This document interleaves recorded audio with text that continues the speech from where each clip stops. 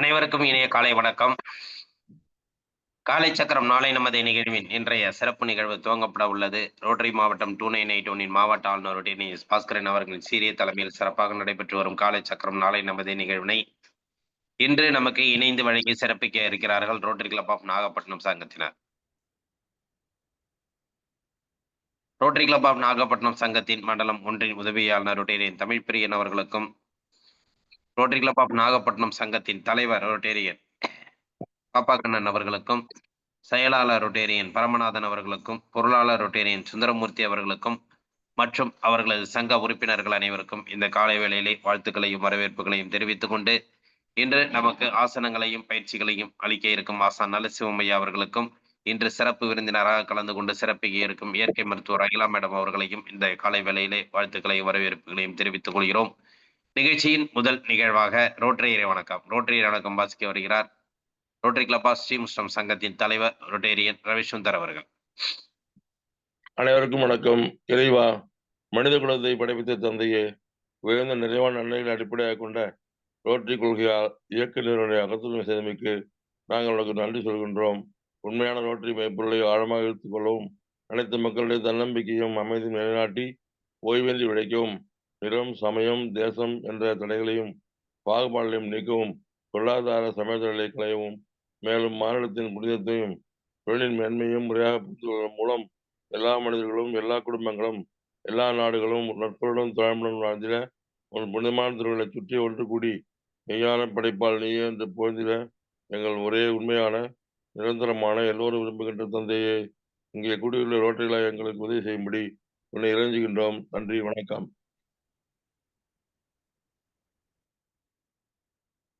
நன்றிங்க ஐயா. ரோட்டரிய வணக்கம் மாஸ்டர் சங்கத்தின் தலைவர் அவர்களுக்கு நன்றிகளையும் வாழ்த்துக்களையும் தெரிவித்துக் கொண்டு, அடுத்த நிகழ்வாக இறைவேண்டுதல் அளிக்க ஆசான் நலசிவமையா அவர்களை அன்புடன் அழைக்கின்றோம்.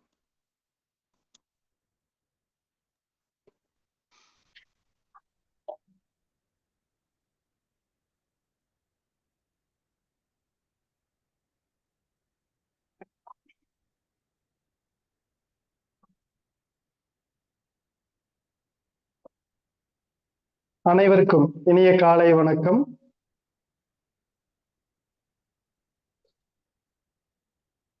தெளிவு குருவின் திருமேனி காண்டல், தெளிவு குருவின் திருநாமம் செப்பல், தெளிவு குருவின் திருவார்த்தை கேட்டல், தெளிவு குரு சிந்தித்தல் தானே, தெளிவு குரு சிந்தித்தல் தானே. நன்றி ஐயா. அடுத்த நிகழ்வாக அடிப்படை வணக்கம். சின்முத்திரை, நீண்ட மூச்சிலுங்க.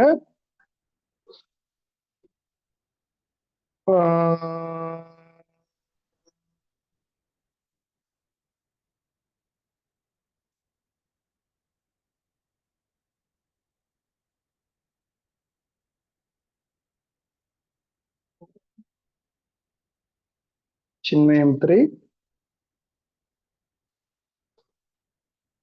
3.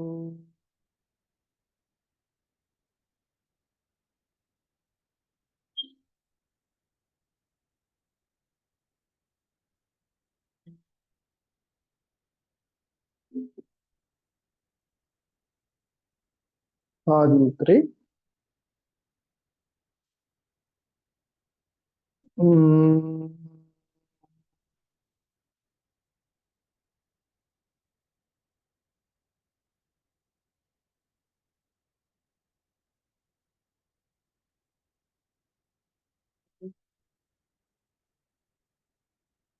வைகரை துயிலு. அன்னைக்கு வணக்கம், தந்தைக்கு வணக்கம், ஆசான் அவர்களுக்கு வணக்கம். வைகரை துயிலு. அன்னைக்கு வணக்கம், தந்தைக்கு வணக்கம், ஆசான் அவர்களுக்கு வணக்கம். வணக்கம் ஐயா, வெற்றியுறுதி. தன்னை சூழ்ந்ததறி வெற்றியுறுதி. வணக்கம் ஐயா, வெற்றியுறுதி. தன்னை சூழ்ந்ததறி வெற்றியுறுதி. ஓய்வு.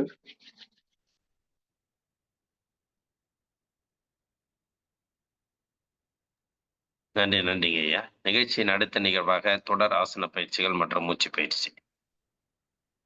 நன்றிங்க. காலை ஸ்ட்ரெயிட்டா நீட்டிங்க. கால் விரல்களை நன்றாக மடக்கி நீட்டுறோம்.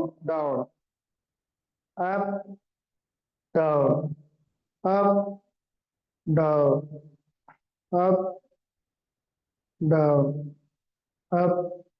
அப்படியே கால் பாதத்தை அப்படியே வட்டமா சுத்துங்க. 1 2 3 4 5.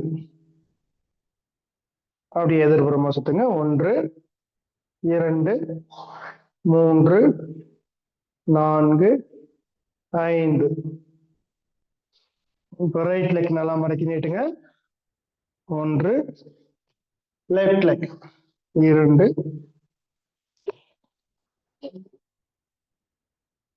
ரைட் லெக் 3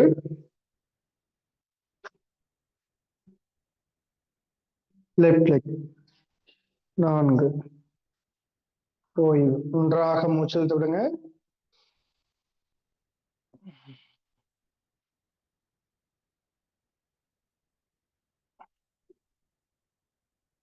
அப்படியே நின்ற நிலைக்கு வந்துடுறோம்.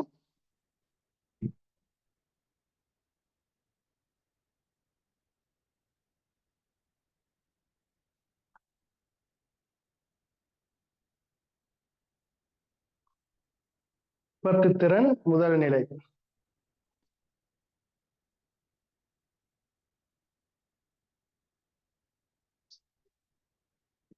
இரண்டாவது நிலை. மூன்றாவது நிலை. Back bending.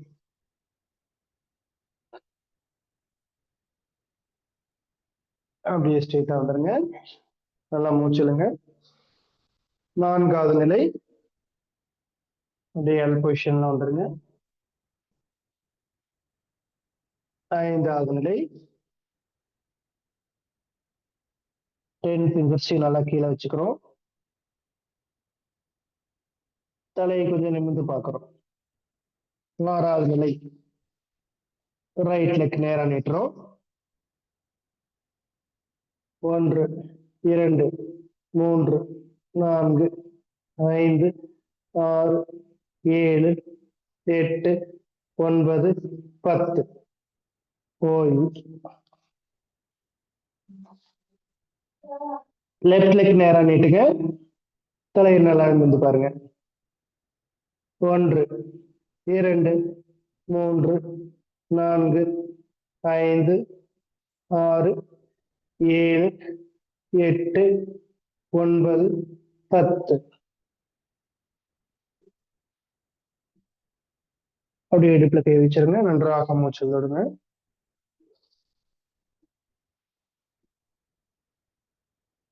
நல்லா ஆழ்ந்த மூச்சு விடுங்க.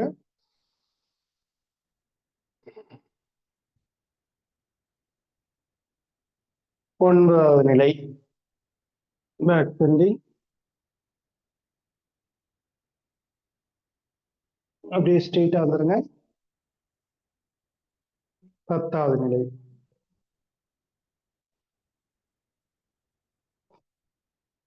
ஓய்வு. நன்றாக மூச்சு தொடுங்க.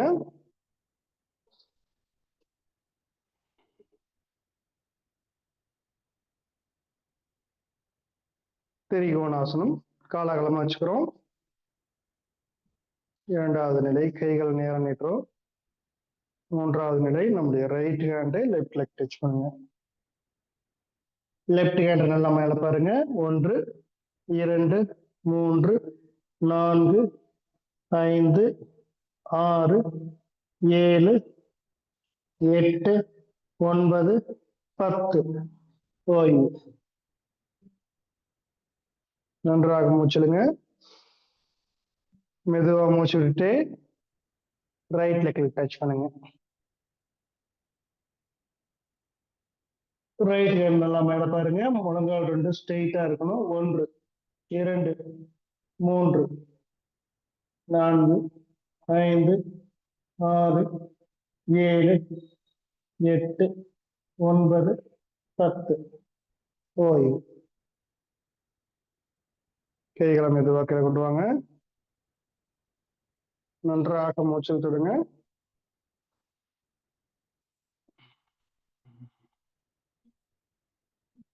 நல்லா ஆழ்ந்த மூச்சு தொடுங்க.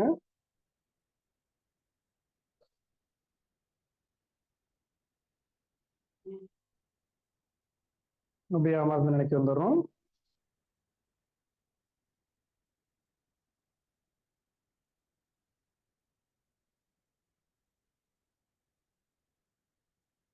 நன்றாக மூச்சு விடுங்க.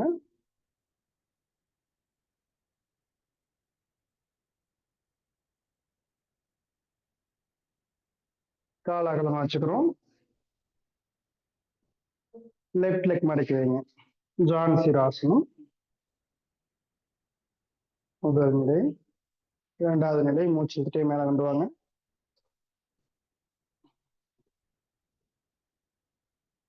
Right leg பெருவரில் பிடிச்சிருங்க. கால் முட்டி ஸ்ட்ரெயிட்டா இருக்கணும். முடிஞ்ச அளவுக்கு தலையை கீழே கொண்டு வாங்க. 1 2 3 4 5 6 7 8 9 10 ஓய்வு. நன்றாக மூச்சிலுங்க.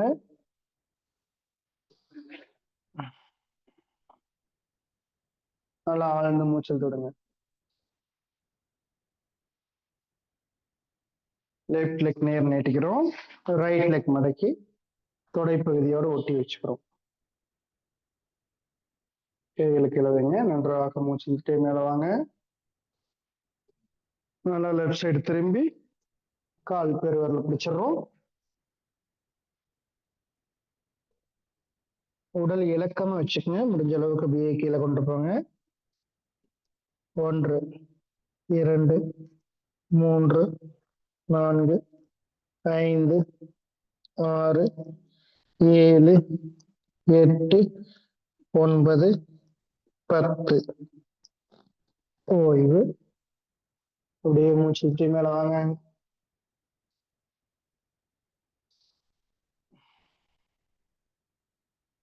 நன்றாக மூச்சல் தொடுங்க.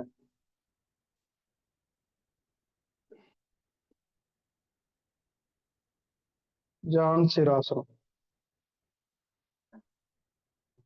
இந்த ஆசனம் செய்யறதுனால நம்முடைய கால் குதிக்கால் நல்ல வலிமையடையும். கால் கெண்டைக்கால் பகுதிக்கு நல்லா ரத்த ஓட்டம் போகும். தொடைப்பகுதி நல்லா உறுதியடையும். பக்கவாட்டில் இருக்கிற தசைகள் ஊளைச்சதை தசைகள் குறையும். மற்ற பச்சிமோத்தாசனம் ஜான் பத்மாசனம் செய்வதற்கு இந்த பயிற்சி ஃபர்ஸ்ட் செஞ்சோம் அப்படின்னா எளிமையா இருக்கும். அந்த ஆசனம் செய்யறதுக்கு கால் நேரம் நீட்டிக்கணும்.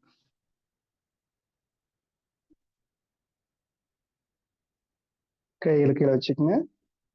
நன்றாக மூச்சு விட்டுட்டே மேல வாங்க. மெதுவா மூச்சு விட்டுட்டே கீழே வந்து கால் பெருவரில் பிடிச்சிடறோம். நன்றாக மூச்சிலுங்க. மெதுவா மூச்சு விட்டுட்டே கீழே போய் டச் பண்ணுங்க. 1 2 3 4 5 6 7 8 9 10 11 12 13 14 15 ஓய்வு. அப்படியே மூச்சு விட்டே மேல வாங்க.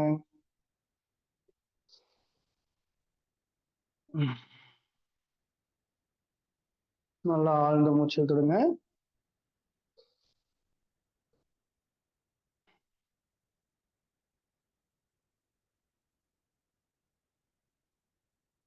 பச்சிமோத்தாசனம் நீண்ட ஆயுள் பெறுவதற்கு இந்த பயிற்சி முக்கியமான பயிற்சியை செய்வாங்க.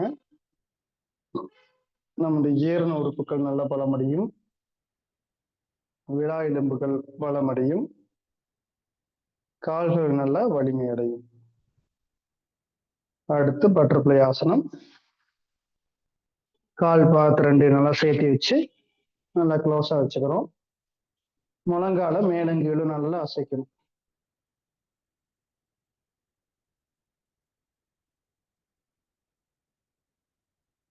இந்த ஆசனம் செய்யறதுனால நம்முடைய கால்கள் நல்லா இலக்கப்படுத்தப்படுகிறது. இடுப்பு பகுதி உறுப்புகள் நல்ல பலமடையும், ஜீரண உறுப்புகள் பலமடையும். கர்ப்பப்பை சம்பந்தமான பிரச்சனைகளுக்கு இந்த பயிற்சி ரொம்ப நல்லது. நல்லா முடிஞ்ச அளவு காலை கீழே நல்லா இறக்கி ஏத்துங்க. அப்படியே நல்லா நேர் நிமிர்ந்து கொண்டு நல்லா மூச்சிடுங்க. அப்படியே மூச்சு விட்டுட்டே முடிஞ்ச அளவுக்கு கீழே கொண்டு வாங்க தலையை. 1 2 3 4 5 6 7 8 9 10. ஓய்வு. நன்றாக மூச்சல் தடுங்க.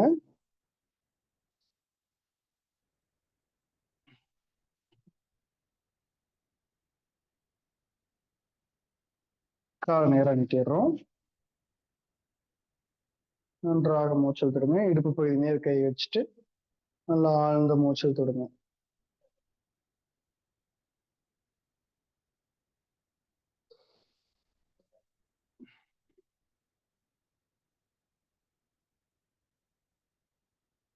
மகாபந்த முத்ரா. லெஃப்ட் லெக் எடுத்து ரைட் லெக் மேல வச்சுக்கோங்க.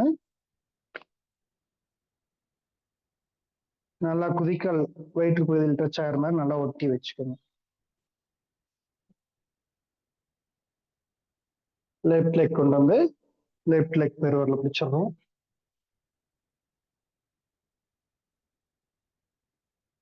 ரைட் ஹேண்ட்ல ரைட் லெக் பெருவரல். முடிஞ்ச அளவுக்கு தலை கீழே கொண்டு வாங்க. 1 2 3 4 5 6 7 8 9 10. ஓய்வு.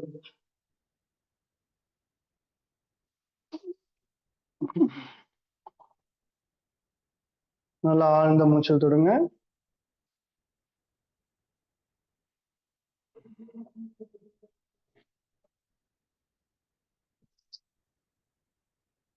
லெஃப்ட் லெக் நேர் நீட்டிடுறோம். ரைட் லெக் நல்லா மடக்கி வச்சிடும். நல்லா லெஃப்ட் லெக் மேல எடுத்து வச்சுக்கோங்க.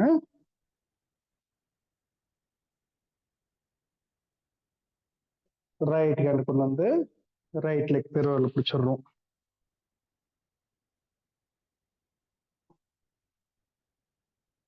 லெஃப்ட் ஹேண்ட் லெஃப்ட் லெக் பெருவரில் பிடிங்க. முடிஞ்ச அளவுக்கு தலை கீழே கொண்டு வாங்க.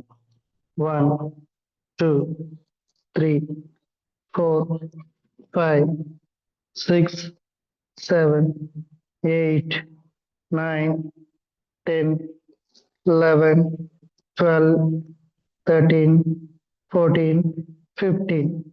ஓய்வு. நல்லா மூச்சிடுங்க.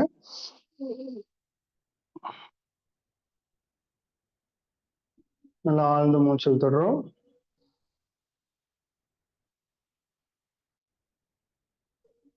ரைட் லெக் நேரா நீட்டிடுறோம்.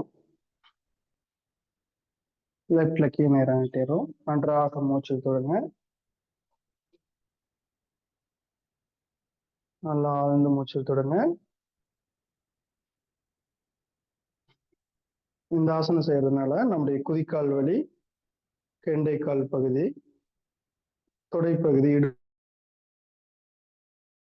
பகுதியெல்லாம் நல்லா வலி கிடைக்கிறது.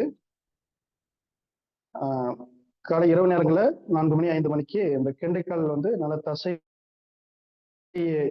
ஏறுற மாதிரி வலி வரும். நிறைய பேர்த்துக்கு அந்த தசை பிடிச்சிக்கிச்சுன்னு சொல்லுவாங்க. அது வந்து இந்த பயிற்சி செய்யறதுனால அது சரியாயிடும். அது மட்டும் இல்ல, வாட்டர் நல்லா குடிக்கணும். தண்ணி அதிகமாக குடிக்கலைன்னா தான் அந்த மாதிரி பிரச்சனைகள் வரும். அந்த பிரச்சனைகள் வராமல் இருக்கிறதுக்கு இந்த ஆசனம் முக்கியமான ஆசனம். நன்றாக மூச்சில் தொடுங்க.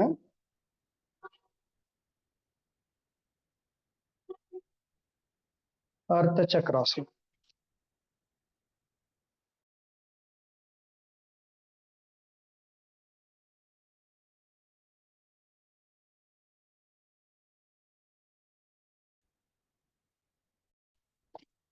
ஸ்ட்ரைட்டா படுத்துருங்க. நன்றாக மூச்சல் தொடுங்க. நல்லா ஆழ்ந்து மூச்சல் தொடுங்க.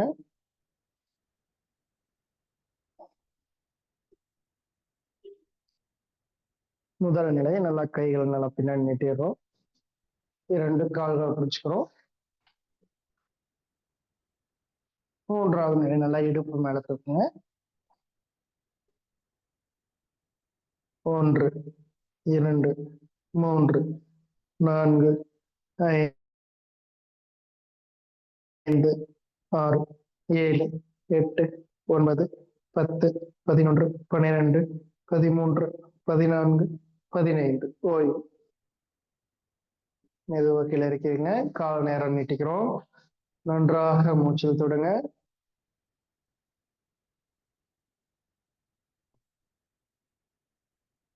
நல்லா ஆழ்ந்து மூச்சு விடுங்க.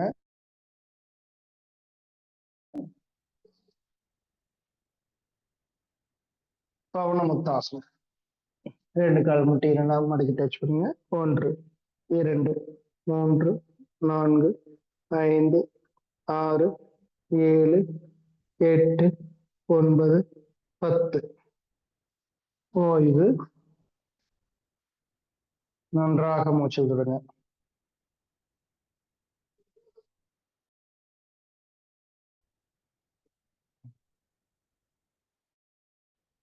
நல்லா ஆழ்ந்து மூச்சு விட்டுடுங்க.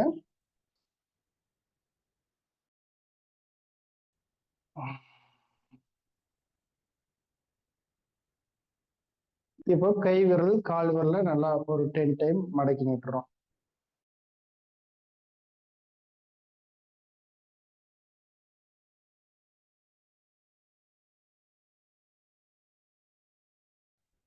ஒன் 3 மீண்டும் 4 ஃப்ரீயா விடுங்க.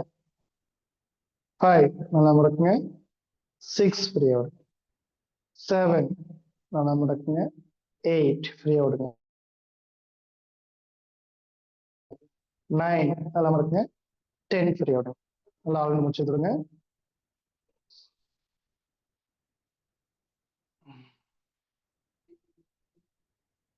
மீண்டும் நல்லா மூச்சு விடுங்க.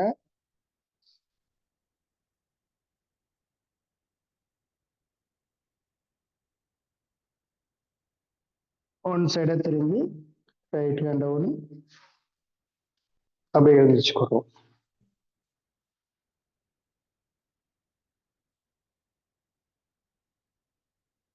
அப்படியே சுகாசன நிலைக்கு வந்துருங்க. சின்முத்திரை.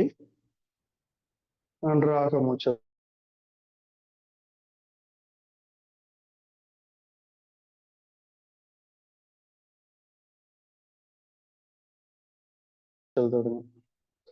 கைகளை ஷோல்டர் நேர்க்கையில வச்சு கொஞ்சம் பேலன்ஸ் பண்ணி மேல தூக்கணும். 1 2 3 4 5 6 7 8 9 10 11 12 13 14 15.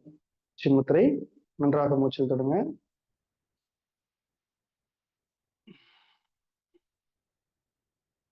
மெதுவா மூச்சு விடுங்க. நல்லா ஆழ்ந்த மூச்சல் தொடுங்க.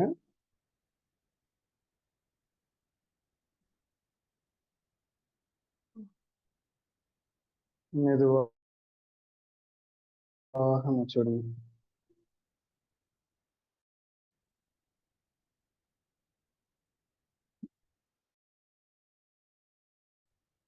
கபாலபதி பயிற்சி. பெருவரல் வச்சுக்கோங்க. 1 2 3 4 5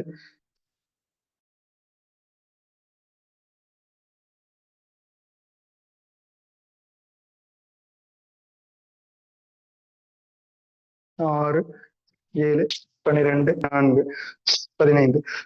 ஓய்வு. நன்றாக மூச்சு விடுங்க.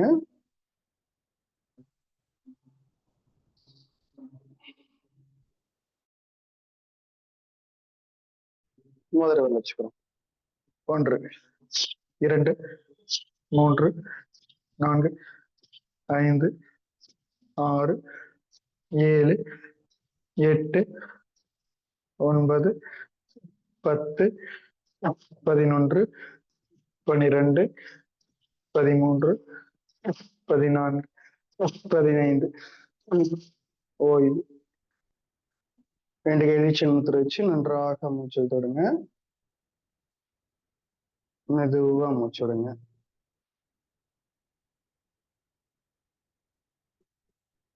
நல்லா ஆழ்ந்து மூச்சு தொடுங்க.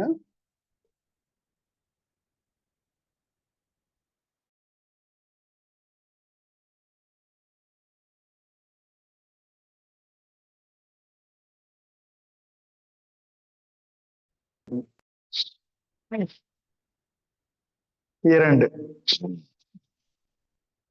3, 4, 5, 6,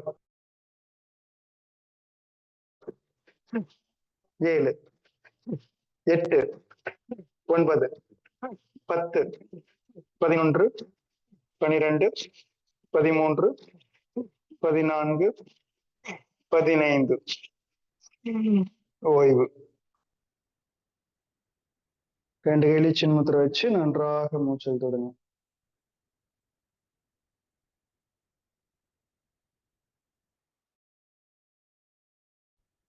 நல்லா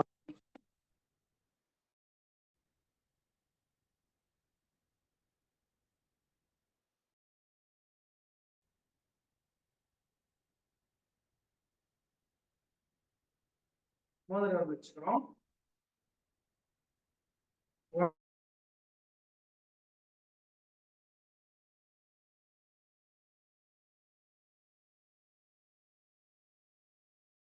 1,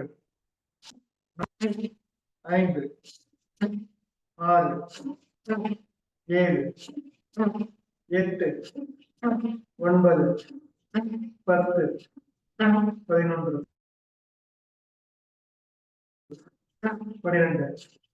13, 14, 15. ஓய்வு. 2 கையிலையும் சின்மத்திரை வச்சு நன்றாக மூச்சு கவனிச்சு மெதுவாக மூச்சு விடுங்க.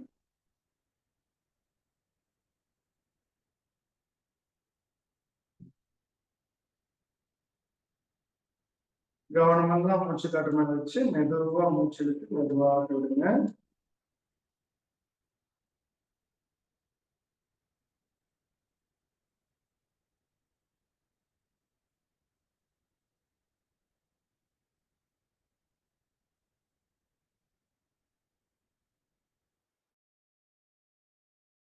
திருமணம் பஸ்திரியா ஆரம்பத்தில் வைங்க.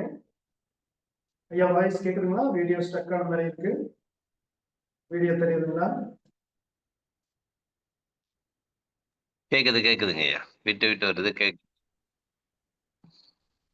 ஆரம்பத்தில் வச்சு நன்றாக மூச்சு விடுங்க. 10 செகண்ட். 1, 2,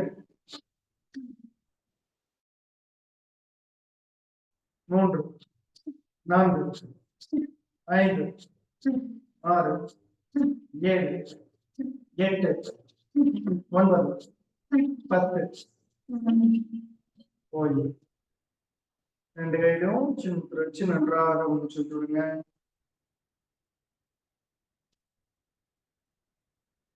ஆழ்ந்த மூச்சு விடுங்க. மெதுவாக மூச்சு விடுங்க.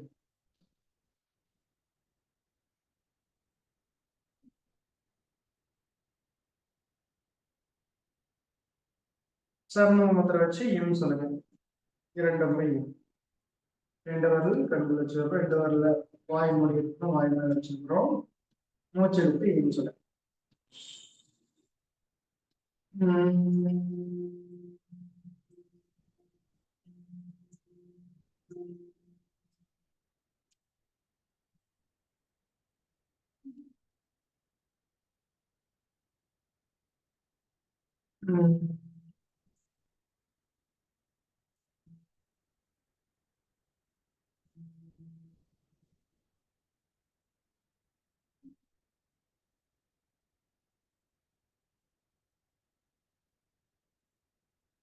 ஓய்வு.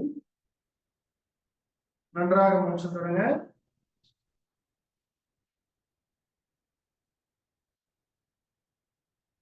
அப்படியே கால்கள் மேல நிற்கிறோம். அப்படியே சாத்தியாசனங்கள் எல்லாரும் படுத்துருங்க. ஸ்ட்ரெயிட்டா கண்களை மூடி படுத்துருங்க.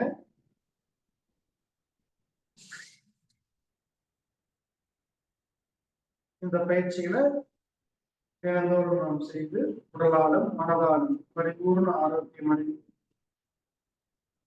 எல்லா நலன்களையும் பெற்று வாழ்வாங்கு வாழ வாழ்த்துக்கள். இந்த நல்லதொரு வாய்ப்பினை நமக்கு வழங்கிய ரோட்டரி சங்கங்களுக்கு நாம் மனமார்ந்த நன்றியை தெரிவித்துக் கொள்வோம். நன்றி. நன்றிங்கய்யா. இன்றைய வேளையில் நமக்கு அனைத்து விதமான ஆசன பயிற்சிகள் மற்றும் மூச்சு பயிற்சிகள் அளித்து சிறப்பித்துக் கொடுத்த ஆசனால சிவமையா அவர்களுக்கு அனைவரின் சார்பாக நெஞ்சார்ந்த நன்றிகளையும் வாழ்த்துக்களையும் தெரிவித்துக் கொள்கிறோம். நன்றிங்கய்யா. நன்றி. நிகழ்ச்சியின் அடுத்த நிகழ்வாக ஹீலர் பாஸ்கர் ஐயாவின் தினம் ஒரு சிந்தனை ஆடியோ மூலம் கேட்க இருக்கிறோம்.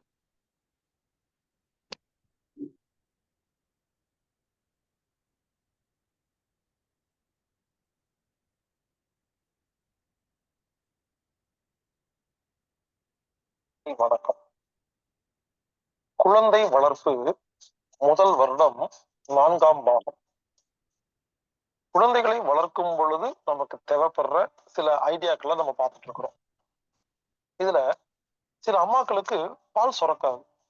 ஏன் சுரக்காது? அதுக்கு காரணம் 7. சாப்பாடை தப்பா சாப்பிட்டா உணவு செரிமானம் ஆகலைன்னா அம்மாவுக்கு பால் சுரக்காது. தண்ணி குடிக்கிற தண்ணியில தோஷம் இருந்தாலோ தண்ணியை ஒழுங்கா குடிக்காட்டியோ பால் சுரக்காது. மூச்சுக்காத்து குப்பையான காத்து இருந்தாலோ கொசுவத்தி பயன்படுத்திட்டு இருந்தாலோ தூசு நிறைய இருந்தாலோ காத்தோட்டம் இல்லாத படுத்திருந்தாலோ பால் சுரக்காது. அம்மாவுக்கு உழைப்பு வேணும். கையை காலாட்டி நடக்கணும், வேலை செய்யணும். ஒரு வேலையும் செய்யாம சும்மா உட்காந்துருந்தாங்கன்னா பால் சுரக்காது. அடுத்தது தூங்கணும், நிம்மதியா தூங்கணும். தூக்கம் ஒழுங்காலன்னா பால் சுரக்காது. சாப்பாடு, தண்ணி, தூக்கம், மூச்சுக்காத்து, உழைப்பு. 6வது மனசு. அந்த அம்மா நிம்மதியா இருக்கணும். டென்ஷன், கோபம், பயம், கவலை, வஞ்சம், கடுப்பு, வேதனை, சண்டை இருந்துச்சுன்னா பால் சுரக்காது. 7வது பிரெக்னன்ட். அம்மா மாசம் ஆயிட்டாங்கன்னா பால் சுரக்காது. அதனால அம்மா என்ன பண்ணணும், குழந்தைக்கு பால் கொடுத்துட்டு இருக்கும் பொழுது இன்னொரு குழந்தைக்கு கன்சீவ் ஆயிடக்கூடாது. அது கொஞ்சம் பாதுகாப்பா இருக்கும்.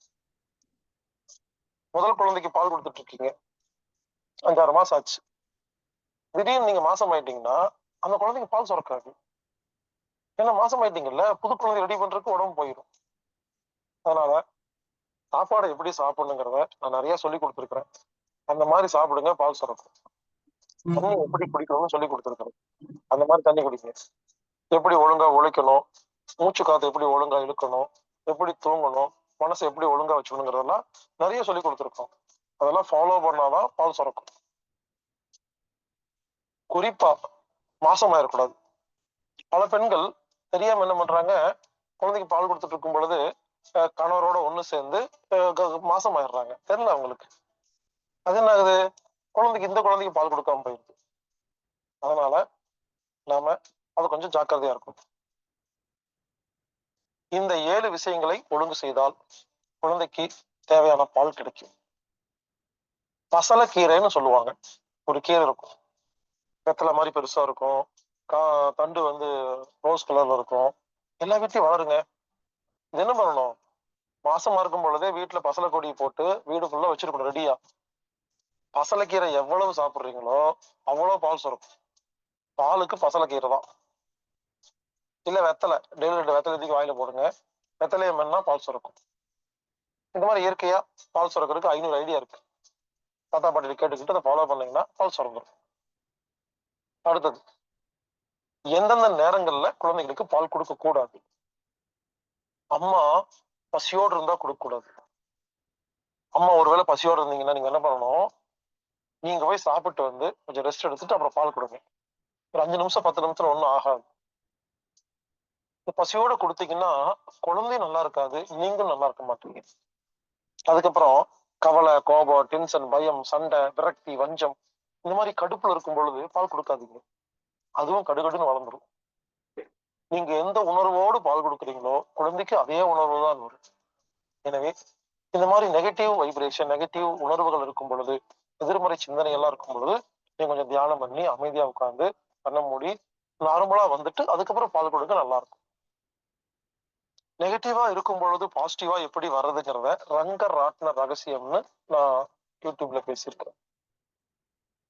சீக்ரெட் அப்படிங்கிற படம் இருக்கு, அதை உடனே பாருங்க. எவ்வளவு பெரிய நெகட்டிவான மனசா இருந்தாலும் ஒரு வினாடியில் பாசிட்டிவா மாத்திட்டு நீங்க பால் கொடுத்துடலாம். அடுத்தது, காய்ச்சல் அப்போ குழந்தைக்கு பால் கொடுக்க கூடாது. குழந்தைக்கு காய்ச்சல் அப்ப இல்லைங்க, அம்மா காய்ச்சல் அப்போ. அம்மா காய்ச்சலோடு இருக்காங்கன்னு வச்சுக்கோங்களேன், முடிஞ்ச வரைக்கும் குழந்தைக்கு பால் கொடுக்காம இருக்கலாம். நீங்க கேட்கலாம், அப்புறம் என்ன கொடுக்குறது அப்படின்னு கேட்டா, ஆட்டுப்பால் மாட்டுப்பால் கொடுங்க. அதாவது நீங்க காய்ச்சல் கூட இருக்கும்போது என்ன ஆகுது தெரியுதா, உங்க உடம்புடைய சக்தி நோய் எதிர்ப்பு சக்தியா வேலை செஞ்சுட்டு இருக்கும். நீங்க இப்ப பாலை கொடுத்தீங்கன்னு என்ன ஆகுனா, நீங்க வீக் ஆயிருவீங்க. இன்னும் காய்ச்சல் ரொம்ப லேட் ஆகும். அதாவது அம்மாவுக்கு காய்ச்சலுங்க, குழந்தைக்கு பால் கொடுக்காம இருந்தீங்கன்னா 3 நாள்ல சரியாயிடும். கொடுத்தீங்கன்னா 7 நாள் ஆகும், அவ்வளவுதான். கொடுக்கற தப்பு எல்லாம் இல்ல.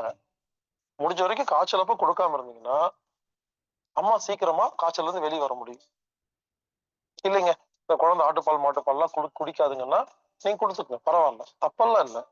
தயவுசெய்து புரிஞ்சுக்கோங்க, நான் நிறைய விஷயம் சொல்லி கொடுப்பேன். பர்ஃபெக்டா எல்லாம் ஃபாலோ பண்ண வேண்டாம், ஸ்ட்ரிக்டாலாம் இருக்க வேண்டாம். புரிஞ்சுக்கிட்டு முடிஞ்சா செய்யலாம், இல்லைன்னா தப்பெல்லாம் கிடையாது. தெரிஞ்சு வச்சுக்கிறோம் என்ன விஷயம். எனவே முடிஞ்ச வரை காய்ச்சலில் பால் கொடுக்காதீர்கள். ஆட்டுப்பால் மாட்டுப்பால் கொடுங்கள். இல்லை என்றால் பரவாயில்லை கொடுங்கள், பயப்படாதீர்கள், தைரியமாக இருக்கு. அடுத்தது, தாம்பத்தியம் முடிச்சுட்டு உடனே பால் கொடுக்கக்கூடாது.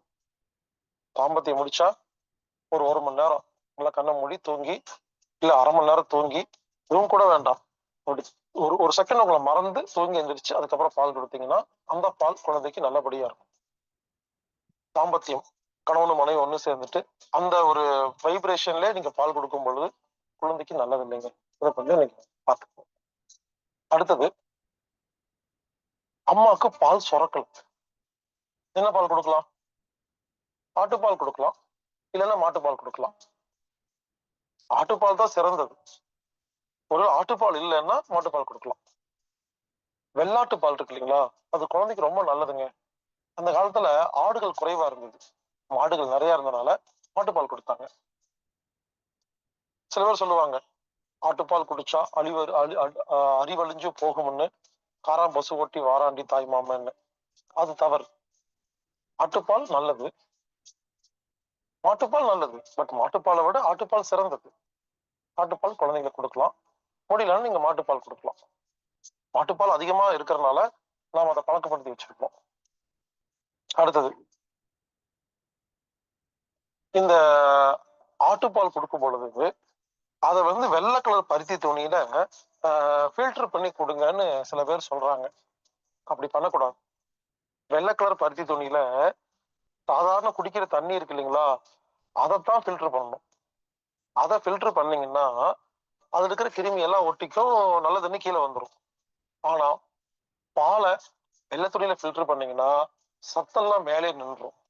அதனால பால் கொடுக்கும் பொழுது வெள்ளை கலர் பருத்தி துணியில நீங்க ஃபில்டர் பண்ணி குடிங்கன்னு யாராவது சொன்னா அதை கேட்காதீங்க. அப்படி பண்ணக்கூடாது. ஏங்க, பால் சுரக்குது இல்லைங்களா, ஆடு மாடு, அதுவே பாலே நல்லதுதான்.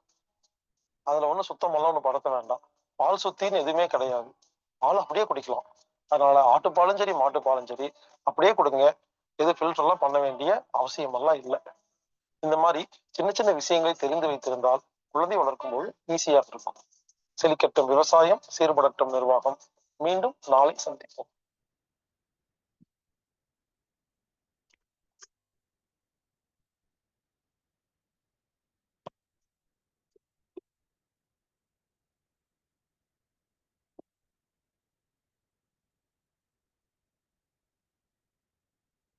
நன்றிங்க ஐயா. இன்றைய வேளையில் அற்புதமாக நமக்கு சிந்தனைகள் அளித்து சிறப்பித்துக் கொடுத்த ஹீலர் பாஸ்கர் ஐயா அவர்களுக்கு அனைவரின் சார்பாக நெஞ்சார்ந்த நன்றிகளையும் வாழ்த்துக்களையும் தெரிவித்துக் கொள்கிறோம். நன்றிங்க. இன்றைய நிகழ்ச்சியின் சிறப்பு விருந்தினர், அதாவது பஞ்சபூதத்துல ஒவ்வொரு நிலைகளும் நமக்கு எந்த அளவுக்கு சிகிச்சை முறையை பயன்படுத்த முடியும் என்று இன்னைக்கு பாத்தீங்கன்னா வெப்பம், அதாவது நெருப்பு, சம்பந்தமா இன்னைக்கு வந்து நமக்கு சிகிச்சை பற்றி சிறப்பா நமக்கு விளக்கம் அளிக்க அகிலா மேடம் வந்திருக்காங்க. ஒவ்வொரு செஷனும் அவங்களோட இது வந்து நமக்கு அற்புதமான செஷனா இருந்துட்டு இருக்கு. அந்த வகையில இன்று நெருப்பு சிகிச்சை பற்றி அற்புதமான விளக்கம் அளிக்க இயற்கை மருத்துவர் அகிலா மேடம் அவர்களை அன்புடன் அழைக்கின்றோம். நன்றி. எல்லோரும் எல்லா வளமும் பெற்று இன்புற்று வாழ எல்லாம் வல்ல இறையாற்றல் துணை நிற்க. அனைவருக்கும் காலை வணக்கம். இன்றைக்கு நாம பார்க்க போறது பஞ்சபூதங்கள்ல மிக அற்புதமான மிக அவசியமான நெருப்பு. அதுல சிகிச்சை எப்படி நாம வந்து எடுத்துக்கணும். நெருப்பு சம்பந்தப்பட்ட உறுப்புகள் நம்ம உடல்ல எது இருக்கு, இந்த சூடு குறைவதனால ஏற்படக்கூடிய நோய்கள், அதை எப்படி நம்ம வந்து சரி செய்யணும். நெருப்புன்னு உடம்புல நெருப்பு இருக்கா, வெப்பம், அததான் நம்ம வந்து குறிப்பிடுறோம். உடல் சூடு இருந்தாதான் நாம உயிரோடு இருக்கிறதா. உடல் சூடு தேவையான டெம்பரேச்சரோட நம்ம உடம்பு இருக்கணும். இருந்தாதான் நாம உடல் ஆரோக்கியத்தோட இருக்கோம், முதல்ல உயிரோட இருக்கோம். சரி, இப்ப நம்ம வந்து இந்த உடல் வெப்பத்தை எப்படி நம்ம மெயின்டைன் பண்றது, அதுக்கு பஞ்சபூதங்கள்ல சிகிச்சை, அந்த நெருப்பை பயன்படுத்தி எப்படி நம்ம உடலுக்கு நம்ம சிகிச்சை. நம்ம கடந்த முறை பார்த்திருக்கிறோம். நெருப்பு பஞ்சபூதங்கள் பத்தி பார்க்கும்பொழுது நெருப்புல சூரிய ஒளி, அந்த வெப்பம், உடல் உழைப்பு, அதன் மூலமாக கிடைக்கக்கூடிய வெப்பம், நம்ம குடிக்கிற அல்லது சாப்பிடக்கூடிய உள்ள உட்கொள்ளக்கூடிய உணவுப் பொருட்கள், இவை எப்படி நம்மளுடைய உடல்ல சூடை தக்க வைத்துக் கொள்ளும், மெயின்டைன் பண்ணும் அப்படிங்கறதெல்லாம் பார்த்தோம். அதை இப்ப நம்ம இன்னைக்கு சிகிச்சை முறையில விரிவா பார்க்கலாம். நம்ம சிகிச்சை முறையை பொறுத்த வரைக்கும் கழிவு நீக்க பயிற்சிகள்ல மிகவும் முக்கியமான சூரிய ஒளி குளியல், வாழை இலை குளியல், அதுக்கப்புறம் பாத்தீங்க அப்படின்னா ஹிப் பாத்லயே ஹாட் ஹிப் பாத் இருக்கு, அதாவது சுடுதண்ணியில இடுப்பு குளியல் எடுக்கிறது, முதுகு தண்டு குளியல் எடுக்கிறது, ஹாட் அண்ட் கோல்டு ஃபெர்மெண்டேஷன். இதை பத்திலாம் அந்த சிகிச்சைகள் பத்திலாம் ஏற்கனவே நான் சொல்லி கொடுத்துட்டேன். இருந்தாலும் இனி வரக்கூடிய காலங்கள்ல தனித்தனியா சொல்லி கொடுக்குறேன். அப்ப நீங்களே இதெல்லாம் பண்ணிக்க முடியும். இப்ப கஷ்டம் எல்லாம் ஒண்ணும் கிடையாது. ரொம்ப எளிமையான முறைகள் தான் இவைகள் எல்லாமே. இந்த சுடுதண்ணியில எடுக்கிறது, வாழையில சூரிய ஒளியில சிகிச்சை எடுக்கிறது, இதோட சேர்த்து இன்னொன்னு இருக்கு, ரொம்ப எளிமையானது, நீராவி குளியல், ஸ்டீம் பாத், சோனா பாத் அப்படின்லாம் சொல்லுவாங்க. இதெல்லாம் இதுல வரக்கூடியதுதான். இதுல ரொம்ப உடல் வெப்பத்தை தக்க வைத்துக் கொள்வதற்காக நாம் எடுக்கக்கூடிய உணவு முறைகள், இது ரொம்ப முக்கியமானது. இதுதான் சிகிச்சை, முக்கியமான சிகிச்சை இதுதான். குறிப்பா இன்னைக்கு இருக்கக்கூடிய காலகட்டத்துல அந்த உணவு முறையில இருந்து ஆரம்பிப்போம். உணவு சிகிச்சை, வெப்பத்தை தக்க வைத்துக் கொள்வதற்கு நெருப்பு சிகிச்சை என்ன அப்படின்னா, நம்ம பலமுறை எப்பவும் சொல்லுவோம், நம்ம உடல்ல நோய் கிருமிகள் எப்போ பல் மடங்கா பெருகுது, அல்லது எதிர்ப்பு சக்தி குறைந்து போகுது, அல்லது பிராண ஓட்டம் அண்ட் ரத்த ஓட்டம் இவைகள்லாம் எப்போ குறைஞ்சு போகுது அப்படின்னா, எப்போ நம்ம உடல்ல தேவையான வெப்பம் இல்லையோ அப்போதான் இந்த தொந்தரவு எல்லாம் வருது. அலர்ட் ஆகிக்கணும். பாடி சொல்லுது, இல்ல நம்ம வந்து ரொம்ப குளிர்ச்சி ஆயிட்டோம் அப்படின்னா, ஒரு சில்னஸ், ஒரு லெவல் டெம்பரேச்சர் கம்மி ஆயிடுச்சுன்னா பல நோய் கிருமிகள் என்ன ஆகும், மல்டிப்ளை ஆகும். தெரியும் இல்லைங்களா அது நமக்கு. அதனாலதான் கொரோனா டைம்ல என்ன சொன்னாங்க, AC theatres, AC rooms, AC வீட்ல யூஸ் பண்ணாதீங்க. அப்போ அந்த குளிர்ச்சியினால என்ன ஆகும், கிருமிகள், நோய் கிருமிகள் பல்மடங்கா பெருகும். அதனாலதான் நம்ம என்ன சொல்றோம், ஃப்ரிட்ஜ்ல வச்சு எந்த பொருட்களையும், சவப்பெட்டியில வச்சு பொருட்களை நம்ம வந்து பயன்படுத்தணும்னா, நோய் கிருமிகள் ஏதாவது ஒண்ணு ரெண்டு சின்னதா இருந்துச்சுன்னா கூட நமக்கு கண்ணு தெரியாம அது மல்டிப்ளை ஆகும். அதனாலதான் அதுக்கு பேரு சவப்பெட்டி.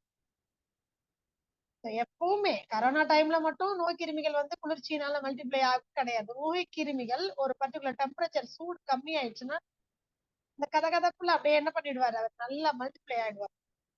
அவருக்கு சூடு ஆகாது. சூட்டுல என்ன ஆயிடும், ஒசுங்கி போயிடும், செத்து போயிடும் இல்லைங்களா. அதனால நோய் கிருமிகள் அதிகமாக மல்டிப்ளை ஆகக்கூடிய பல்கி பெருகக்கூடிய காலம் எப்போன்னா நம்ம உடல்ல எப்போ சூடு குறைஞ்சு போகுதோ. அதனாலதான் நம்முடைய அருட்பிரகாச வள்ளல் பெருமான் எப்பவுமே என்ன சொல்றாரு, குடிக்கிறதுக்கானாலும் குளிக்கிறதுக்கானாலும் சுடுதண்ணி தான் சொல்றதனுடைய மெயின் கான்செப்ட் இதுதான்.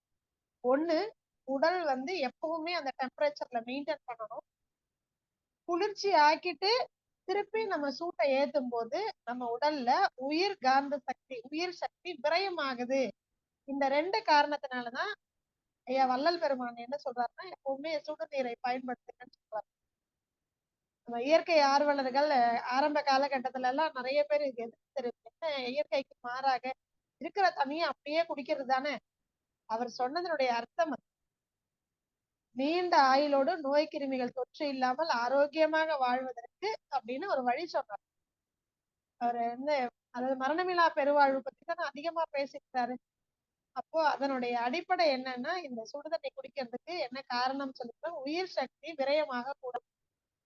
விரயமாயிட்டே இருந்ததுன்னா சும்மா சும்மா நீங்க வந்து நல்லா பச்சை தண்ணில குளிப்பீங்க, சூடெல்லாம் உடம்புல அளவுக்கு மீறி குறைஞ்சு போயிடக்கூடாது.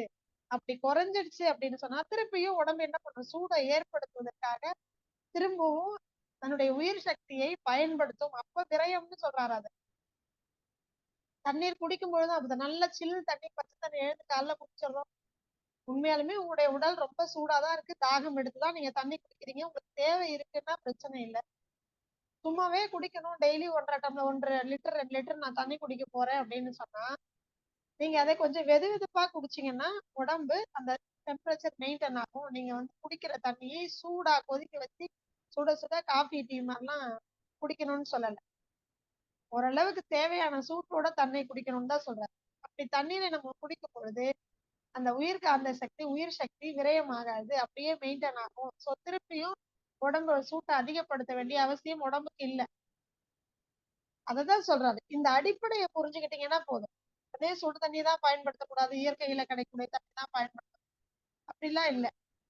சரிங்களா? இயற்கையில சுடு தண்ணியும் கிடைக்குது, பாத்துருக்கீங்க. கொஞ்சம் வெது வெதுப்பா தண்ணி வரும். நல்ல வெயில் நாள்ல போய் தண்ணியை தொட்டிங்கன்னா இருக்கும், ஐயோ சுடு தண்ணியாங்கிற அளவுக்கு சூடு இருக்கு. அப்போ வெயில் காலத்திலயும் இயற்கை நமக்கு சூடான தண்ணி தானே கொடுக்குது. இதெல்லாம் புரிஞ்சுக்கோங்க அப்பதான். சோ முதலாவது, தண்ணீரை ரொம்ப கொதிக்க வச்சு சுண்ட வச்சு குடிக்க வேண்டிய அவசியம் இல்லை. சூடு பண்ணணும். அதையே என்ன சொல்றாரு அப்படின்னு சொன்னா, மண் பானையில நீங்க கொதிக்க வச்சீங்கன்னா உயிர் சக்தி அப்படியே இருக்கும். அப்போ மண் பானையில நீங்க என்ன பண்ணலாம், சூடு பண்ணலாம். தேவையான நாக்கு பொறுத்து கொள்ளக்கூடிய சூட்டை தான் பயன்படுத்தும். அந்த அளவுக்கு சுடு தண்ணி என்ன பண்ணலாம், நம்ம குடிச்சுக்கலாம். எப்ப குடிக்கலாம், இன்றைக்கு இப்போ சமீபத்துல இது பனியும் இல்லாம குளிரும் இல்லாம வெயிலும் இல்லாத ஒரு இடைப்பட்ட காலம். பகல் ஃபுல்லா கொஞ்சம் வெயில் அடிக்குது, ஆனாலும் என்ன இருக்கு, ஒரு ஈரப்பதத்தோட ஒரு பனியோட சேர்ந்து காற்று வருது. இது ரொம்ப மோசமான ஒரு பருவம். நிறைய பேருக்கு பாத்தீங்கன்னா சளி பிடிக்கிறது எதனால பிடிக்குதுன்னு தெரியல, சூடு காரணமாகவும் சளி பிடிக்குது. இப்போ நமக்கு தெரியறது இல்ல, பனினால மட்டும் கிடையாது சளி பிடிக்கிறது. ரொம்ப குளிர்ச்சி, காலையில ராத்திரி எல்லாம் பனி கொட்டுது அதனால சளி பிடிக்குது கிடையாது. நம்ம பனி இருக்குது, குளிர்ச்சி இருக்குது அப்படின்னு தாகத்தை உணருவதில்லை. மிகப்பெரிய மோசமான ஒரு நிலைமை. தாகத்தை உணராம நம்ம உடலில் இருக்கக்கூடிய நீர் எல்லாம் என்ன ஆகுது, சுண்டி போகுது, இறுகி போகுது. பனிக்கு என்ன ஆகும், குளிர்ச்சிக்கு இன்னமும் குளிர்ந்து போய் உடல்ல என்ன ஆகுது, நோய் கிருமிகள் ரொம்ப எளிமையா பக்கத்துல யாராவது இருமுனா துப்புனா இவங்களுக்கு வந்துடும். அந்த வீட்டுக்குள்ள யார் இருக்கிறாங்களோ, என்ன பனி காத்து குளிருக்கு எல்லாரும் அடைச்சு போட்டு தூங்குறோமா, அப்போ பக்கத்துல இருக்கிறவங்களுக்கு அந்த வீட்டுக்குள்ள அந்த ரூம்குள்ள இருக்கிறவங்களுக்கு தொற்று இருக்குதோ அது அப்படியே எளிமையா பரவிடும். அதனாலதான் ரொம்ப எளிமையா நம்மளுடைய முன்னோர்கள் அதுக்கு ஒரு வைத்தியம் எப்பவுமே பார்த்திருக்கீங்களா, வீட்டுல யாருக்காவது சளி பிடிச்சு இல்ல ஜுரம் வந்துச்சுன்னா பூண்டு சின்ன வெங்காயத்தை உரிச்சு வச்சிருவாங்க. பாத்திருக்கீங்களா? இன்றைக்கும் நாம எல்லாருக்கும் நிறைய பெரும்பாலும் இந்த குழந்தைகளுக்கு சளி தொற்று அல்லது அம்மை கூட வேண்டியதில்லை, அந்த அளவுக்கு வேண்டாம், சாதாரண ஃபீவர் வந்துட்டாலே நாங்க என்ன சொல்லுவோம்னா குழந்தை படுத்திருக்கிற ரூம்ல சின்ன வெங்காயத்தை தோலை உரிச்சு துண்டு துண்டா கட் பண்ணி வச்சிரு, அவ்வளவுதான். அவ்வளவுதான், அடுத்தவங்களுக்கு கட்டாயம் வராது. அந்த குழந்தைக்கு கூட என்ன பண்ணும் அப்படின்னு சொன்னா இது உடனடியாக அந்த கிருமி தொற்றை கண்ட்ரோல் பண்ணும். இது எப்பவுமே பண்ணணும். இல்லைன்னா பாத்தீங்கன்னா உப்பு வந்து எப்பவுமே க்ளோஸ் பண்ணி வைக்க மாட்டாங்க. கல் உப்பை என்ன பண்ணுவாங்கன்னு கேட்டீங்கன்னா அப்படி அள்ளி நிறைய பேர் சொல்லுவாங்க பாம்பு பூச்சி வரக்கூடாது. இல்ல, நிறைய பேர் பெரும்பாலும் வாசல்ல பாத்தீங்கன்னா ஒரு கொட்டாங்குச்சி இருக்கு இல்லையா, அதுல அள்ளி வச்சிருவாங்க. சோ என்ன பண்ணும், அந்த லோயர் லெவல்ல இருக்கக்கூடிய நோய் கிருமிகளை அது அழிக்கும். இது எல்லாமே என்னன்னா வெப்பத்தை உற்பத்தி பண்ணக்கூடிய பொருட்கள். கல் உப்பு ஆகட்டும், சின்ன வெங்காயம் சூட்டை ஏற்படுத்தும். சாப்பிட்ட உடனே என்ன பண்ணும், ஊன்னு காரம் இல்லையா, கண்ணால மூக்கால எல்லாம் தண்ணி வரும், வாயெல்லாம் அப்படியே என்ன பண்ணும், காரம். காரம் அப்படின்னு சொன்னாலே இதெல்லாம் இயற்கை காரம். இதெல்லாம் கட்டாயம் வெப்பத்தை உற்பத்தி பண்ணும். நீங்க வாயில எடுத்து மென்னு போட்ட உடனே வாயில இருக்கக்கூடிய நோய் கிருமிகள் அத்தனையும் கம்ப்ளீட்டா எராடிகேட் ஆகும். முதலாவது உணவு நம்ம என்ன சொன்னோம், சுடு தண்ணி. இயற்கையிலேயே அது சூட்டை ஏற்படுத்துறீங்க, அதனால இல்ல மெயின்டைன் பண்றீங்க. சின்ன வெங்காயம் என்ன பண்ணும் அப்படின்னு கேட்டீங்கன்னா, அந்த டெம்பரேச்சரையே மாத்தி, குளிர்ச்சி இருந்ததுன்னா உடனே என்ன பண்ணும், ஊன்னு வாயை திறக்க வச்சு டெம்பரேச்சரை பாடியில வந்து ரைஸ் பண்ணும். ரத்த ஓட்டம் வேகமா போகும், பிராண ஓட்டம் சீரா ஏற்படுத்திடும். ஆட்டோமேட்டிக்கா என்ன ஆயிடும், அங்க இருக்கக்கூடிய நோய் கிருமிகள் நீர் திரவமாகி அதுதான் வந்து மூக்குல இருந்து என்ன ஆகும், தண்ணியா கொட்டும். கண்ணுல தண்ணியா கொட்டும். பார்த்திருக்கீங்களா? இதனுடைய தன்மை இயற்கையிலேயே அதோட தன்மை. சின்ன வெங்காயத்தை உரிக்கும் பொழுதே கண்ணுல தண்ணி விடுற எத்தனையோ பேரை பார்த்திருக்கோம் இல்லைங்களா? இதெல்லாம் ரொம்ப அவசியம். இப்ப எல்லாம் என்ன பண்ணிட்டோம்னா சின்ன வெங்காயத்தை யாரும் வந்து கை நகர்ச்சனால யாருமே உரிக்கிறதே கிடையாது. இதை உரிச்சோம் அப்படின்னு சொன்னா கை நகத்தின் வழியா நம்ம கை விரலை பயன்படுத்தி நம்ம இந்த சின்ன வெங்காயத்தை உரிக்க ஆரம்பிச்சாலே பெண்களுக்கு அதுவே மிகப்பெரிய ஆன்டிபயோட்டிக். இதை இனிமேலாவது புரிஞ்சுக்கோங்க.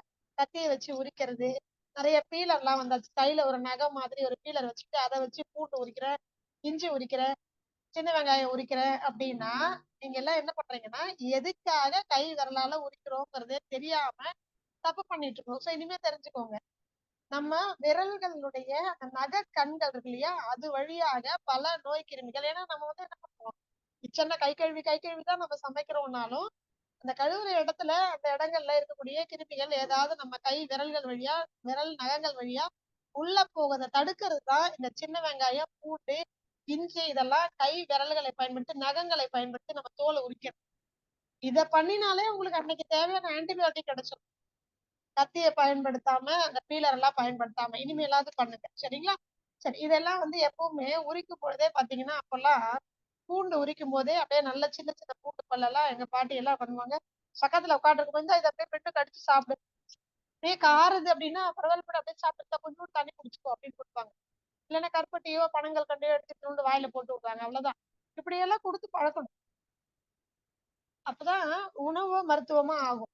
இந்த சின்ன வெங்காயம் பூண்டு சாப்பிடுற குழந்தைங்களுக்கு எந்த சூழல்லையுமே வந்து நோய் குறையவே குறையாது, அப்படியே மெயின்டைன் ஆகும்.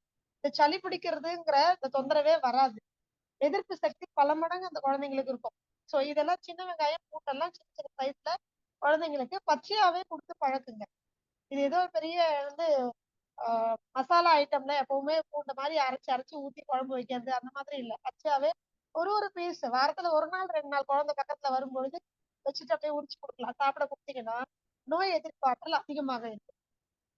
இப்ப பெரும்பாலும் உங்களுக்கு ஒரு இன்ஃபெக்ஷன் ஆயிடுச்சுன்னு நீங்க சொல்லிட்டீங்கன்னா முதல்ல நீங்க எடுக்க வேண்டிய உணவு என்னன்னா வெது வெதுப்பான தண்ணி, 2வது சின்ன வெங்காயம். குழந்தையா இருக்காங்க என்ன பண்ணலாம், சளி பிடிச்சிருக்கு, நெஞ்சு சளி அதிகமா இருக்கு, ரொம்ப கட்டிக்கிட்டு இருக்குது அப்படின்னாங்கன்னா சின்ன வெங்காயத்தை ஒரு 10 சின்ன வெங்காயத்தை எடுங்க. நல்லா ஒரு இடிக்கிற கல்லுல வச்சு நல்லா நச்சுங்க. ஒரு துணியில கட்டி பிழிஞ்சிங்கன்னா அதிகபட்சம் ஒரு 10 வெங்காயத்துக்கு எனக்கு தெரிஞ்சு என்னுடைய அனுபவத்துல ஒரு 3 டீஸ்பூன் சாறு கட்டாயமா ஒரு நல்லா இடிச்சு புழிஞ்சிங்கன்னா ஒரு 3 டீஸ்பூன் வருதா, அல்ல 1 டீஸ்பூன் மட்டும் 1/2 டீஸ்பூன் தேன் கலந்து குழந்தை கொடுங்க. ஆன்டிபயோட்டிக்னு ஒண்ணு ஆங்கில மருத்துவத்துல கொடுக்குறாங்களா, அதை விட பல்மடங்கு பலன் தரக்கூடியது இந்த சின்ன வெங்காய சாறு தேன் கலந்து கொடுத்தீங்கன்னா அதுதான் ஆன்டிபயோட்டிக். 3 நாளைக்கு மேல ஆச்சு ஃபீவர் வந்து நிக்கவே இல்லை, 5 நாளைக்கு 7 நாளைக்கு மேல ஆச்சு சளி கட்டிட்டு இருக்குது, உடனடியா சின்ன வெங்காயத்தை அப்படியே இடிச்சு சாறு பிழிஞ்சு 1 டீஸ்பூனுக்கு 1/2 டீஸ்பூன் தேன், பெரியவங்களா இருந்தா 3 டீஸ்பூன் சாறுமே குடிக்கலாம். அதுல ஒரு டீஸ்பூன் அளவுக்கு தேனை கலந்து எடுத்துக்கிட்டாங்க அப்படின்னா ரொம்ப ரொம்ப சீக்கிரமா உள்ள இருக்கக்கூடிய நோய் கிருமிகள் எல்லாம் செத்து போய் எதிர்ப்பு சக்தி ப்ரொடியூஸ் ஆகி அந்த கழிவுகள் எல்லாம் ஒரே டைம்ல வெளில வரும். ஞாபகம் வச்சுக்கோங்க, கழிவுகள் தேங்காது. நமக்கு மூக்கின் வழியாகவோ அல்லது மலத்தின் வழியாகவோ எந்த விதத்திலேயாவது கழிவுகள் வெளியேறும். ரொம்ப ஃபாஸ்டா ரெக்கவரி பண்ணிடும், அடுத்த ஸ்டேஜ் போகாது. நுரையீரலை வந்து கட்டிக்கிறது, அதுக்கப்புறம் இருமவே முடியாது, பேசவே முடியாது, ரொம்ப கஷ்டப்பட்டு இருமுவாங்க, மூச்சு வாங்க ஆரம்பிக்கும். இந்த தொந்தரவு எல்லாம் வராது. சரிங்களா? சின்ன வெங்காயம் சாறு. அடுத்தது பூண்டு. எனக்கு கொலஸ்ட்ரால் அதிகமா இருக்கு. கொலஸ்ட்ராலை, கொழுப்பை கரைக்கக்கூடிய தன்மை நம்முடைய பூண்டுக்கு இருக்கு. அது ஆன்டிபயோட்டிக், நோய் கிருமிகளையும் வந்து எடுத்து எராடிகேட் பண்ணக்கூடியது. அண்ட் கட்டிக்கிட்டு இருக்கக்கூடிய சளியை வெளியே கொண்டு வரக்கூடியது, கொழுப்பை கரைக்கக்கூடியது. அது சேச்சுரேட்டட் கொழுப்பா இருந்தாலும் சரி, அன்சாச்சுரேட், அதாவது செரிக்க வைக்க முடிஞ்ச ஒரு கொழுப்பு, செரிக்க வைக்க முடியாத கழிவாக தேங்கி இருக்கக்கூடிய கொழுப்பையும் கூட என்ன பண்ணணும்னு சொன்னா இந்த பூண்டு. தினமும் காலையில கொழுப்பு அதிகமாக உடலில், கெட்ட கொழுப்போ நல்ல கொழுப்போ அளவுக்கு அதிகமாக இருந்தால் எல்லாமே நஞ்சுதான். அப்போ அளவுக்கு அதிகமான கொழுப்பு என்னுடைய ரத்தத்தில் கலந்திருக்கிறது, நான் ரொம்ப பல்கியா இருக்கேன் அப்படின்னா, ஒரு சின்ன பூண்டு தோலை உரிச்சிட்டு 2 பூண்டு பல் எடுத்து காலையில தண்ணி குடிச்சு, வயிறு நிறைய தண்ணி குடிச்சு, ஒரு 1/2 மணி நேரம் 1 மணி நேரத்துக்கு அப்புறமா 2 பூண்டு பல் எடுத்து நல்லா ரசிச்சு ருசிச்சு மெல்லணும். ஆமா, காரமா தான் இருக்கும், கண்ணுல தண்ணி வரும், வாயெல்லாம் ஆன்னு எரியிற மாதிரிதான் இருக்கும். அதுக்கப்புறம் என்ன பண்ணலாம், ஒரு 1/2 கிளாஸ் சுடு தண்ணி குடிச்சோம், அவ்வளவுதான் போதுமானது. இது இப்படியே பழகிட்டீங்கன்னா உடல்ல கெட்ட கொழுப்பு நல்ல கொழுப்பு, கொழுப்பு அளவுக்கு அதிகமா தேங்குறதுங்கிறது கம்மியாயிடும், கொஞ்சம் கொஞ்சமா எலிமினேட் ஆயிடும். அதை கரைச்சு வெளியில கொண்டு போயிடுறதுனால உடல் மெலிய ஆரம்பிக்கும். சோ அதுக்காக ஒபேசிட்டி, நாங்க வெயிட் அதிகமா இருக்கிறவங்க எல்லாம் எடுத்துக்கலாமா? உங்க உடல்ல வெயிட் எதனால அதிகமா இருக்குங்கிறத முதல்ல கண்டுபிடிங்க. நீர்னால ஆன உடம்பா, இல்ல கொழுப்பா, அல்லது புரதச்சத்து தேங்கி இருக்கா, அல்லது குளுக்கோஸ் கிளைக்கோஜன் அதிகமா இருக்கா? இதனால உங்க உடல் அளவுக்கு அதிகமான வெயிட்னால இருக்கு, நீங்க சிரமப்படுறீங்கிறத ஆணி வேர் ரூட் காச கண்டுபிடிச்சு அதுக்கு சிகிச்சை எடுத்துக்கோங்க. இன்னைக்கு நான் சொல்றது, உடம்பு ரொம்ப குளிர்ச்சியா இருக்கும், அளவுக்கு அதிகமான கொழுப்பு ரத்தத்துல இருக்கும், அப்படி இருக்க செரிமானத்துல தொந்தரவு இருக்கு, வாயுனுடைய தேக்கம் இருக்கு, எப்பவுமே கேஸ் ட்ரபிள், அங்க குத்தனை இங்க வலிக்குது, இங்க குத்தனை இங்க வலிக்குது, இங்க கை வச்சா அப்படியே வெளியில வந்துட்டே இருக்கு, இப்படிலாம் இருக்கிறவங்க நீங்க பூண்டு 2 பல் சாப்பிடலாம். எனக்கு அல்சர் இருக்கு, அதோடனா தயவு செய்து எடுக்க வேண்டாம். ஏன்னா அல்சர் புண்ணு இருக்கிறவங்களுக்கு இது கொஞ்சம் எரிச்சலை ஏற்படுத்தும். புரியுதுங்களா? சரி. அடுத்தது இன்னும் யாரெல்லாம் சாப்பிடலாம்? இஞ்சி சாப்பிடலாம். யாரெல்லாம் சாப்பிடலாம்? பித்தம் அதிகமா இருக்கு. ஒரு 4 நாட்களுக்கு முன்னாடி ஐயா, நம்முடைய அப்பன் ஐயா எனக்கு ஒரு பதிவு கொடுத்திருந்தாங்க. அதை நான் காலை சக்கரம் குழுவிலையும் பதிவிட்டுறேன்.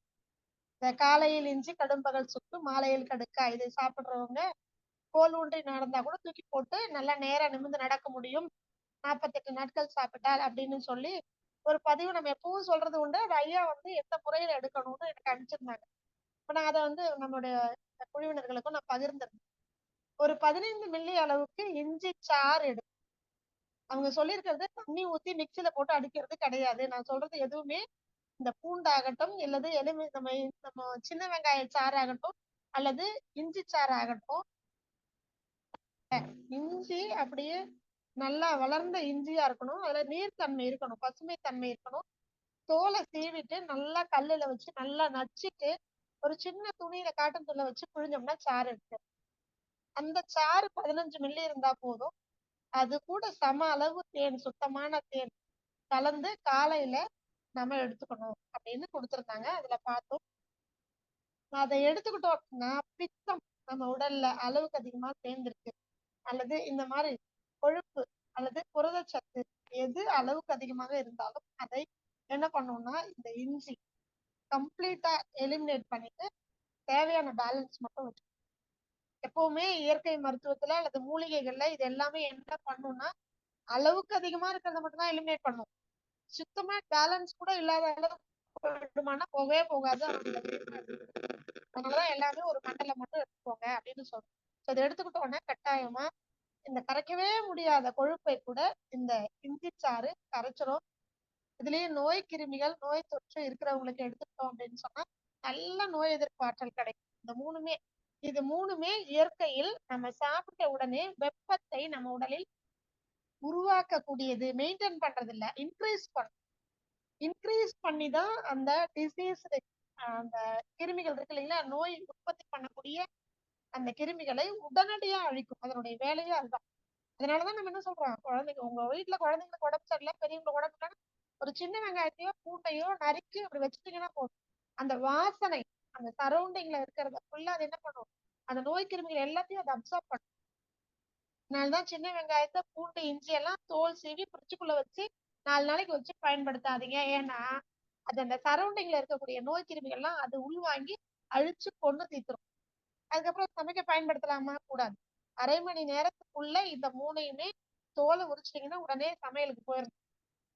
அது வந்து பவுலுக்கு போயிட்டு நீங்க குக் பண்ணிருந்தமே தவிர எக்காரணத்தை கொண்டு என்ன பண்ணக்கூடாது, ஓபன் பண்ணி வச்சு சமைக்க கூடாது. சரிங்களா? சரி, இதை கடைசியில குக்கிங் கிளாஸ் மாதிரி போயிடக்கூடாது. ஆனா இந்த அடிப்படை ஏன் சொல்றோங்கிறத புரிஞ்சுக்கோங்க. அட்மாஸ்பியர்ல இருக்கக்கூடிய நோய் கிருமிகளா இருந்தாலும் சரி, நீங்க உள்ளுக்குள்ள வாயில சாப்பிடுறது, உள்ளுக்குள்ள போகிறது உடனடியா நோய் கிருமிகளை வெப்பத்தை உற்பத்தி பண்ணி, ஆன்டிபயோட்டிக் நோய் எதிர்ப்பு ஆற்றலை உற்பத்தி பண்ணி உடனடியாக நோய் கிருமிகளை என்ன பண்ணும்? கொல்லும். அது மட்டும் இல்ல, கரைக்க முடியாத கொழுப்பு, கரைக்கவே முடியாத புரதச்சத்து, கரைக்கவே முடியாத மோசமான கழிவுகள் உள்ள எதை இருந்தாலும் இந்த 3ல எதை ஒண்ண சூழலுக்கு தகுந்த மாதிரி, உடல்ல இருக்கக்கூடிய நோய்க்கு அதனுடைய தன்மைக்கு தகுந்த மாதிரி நீங்க எதை எடுத்துக்கணுமோ அப்படி எடுத்துக்கிட்டீங்க அப்படின்னா உடனடியாக கிளியர் ஆகும்.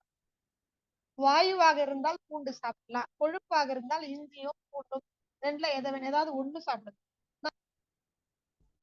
பண்ணாதீங்க.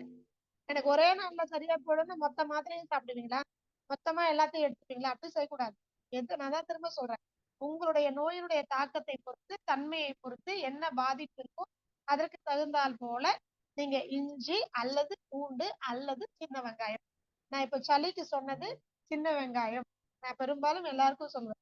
சின்ன வெங்காயத்தை போட்டு நீங்க சும்மா இந்த வெத்தலை, மிளகு, மஞ்சள் தூளோட சேர்த்து சின்ன வெங்காயத்தையும் ஒரு நச்சுட்டு ஒரு 4 வெங்காயத்தை போட்டு தண்ணியை நல்லா கொதிக்க வச்சு அந்த கஷாயத்தை குடிச்சாலே போதும்.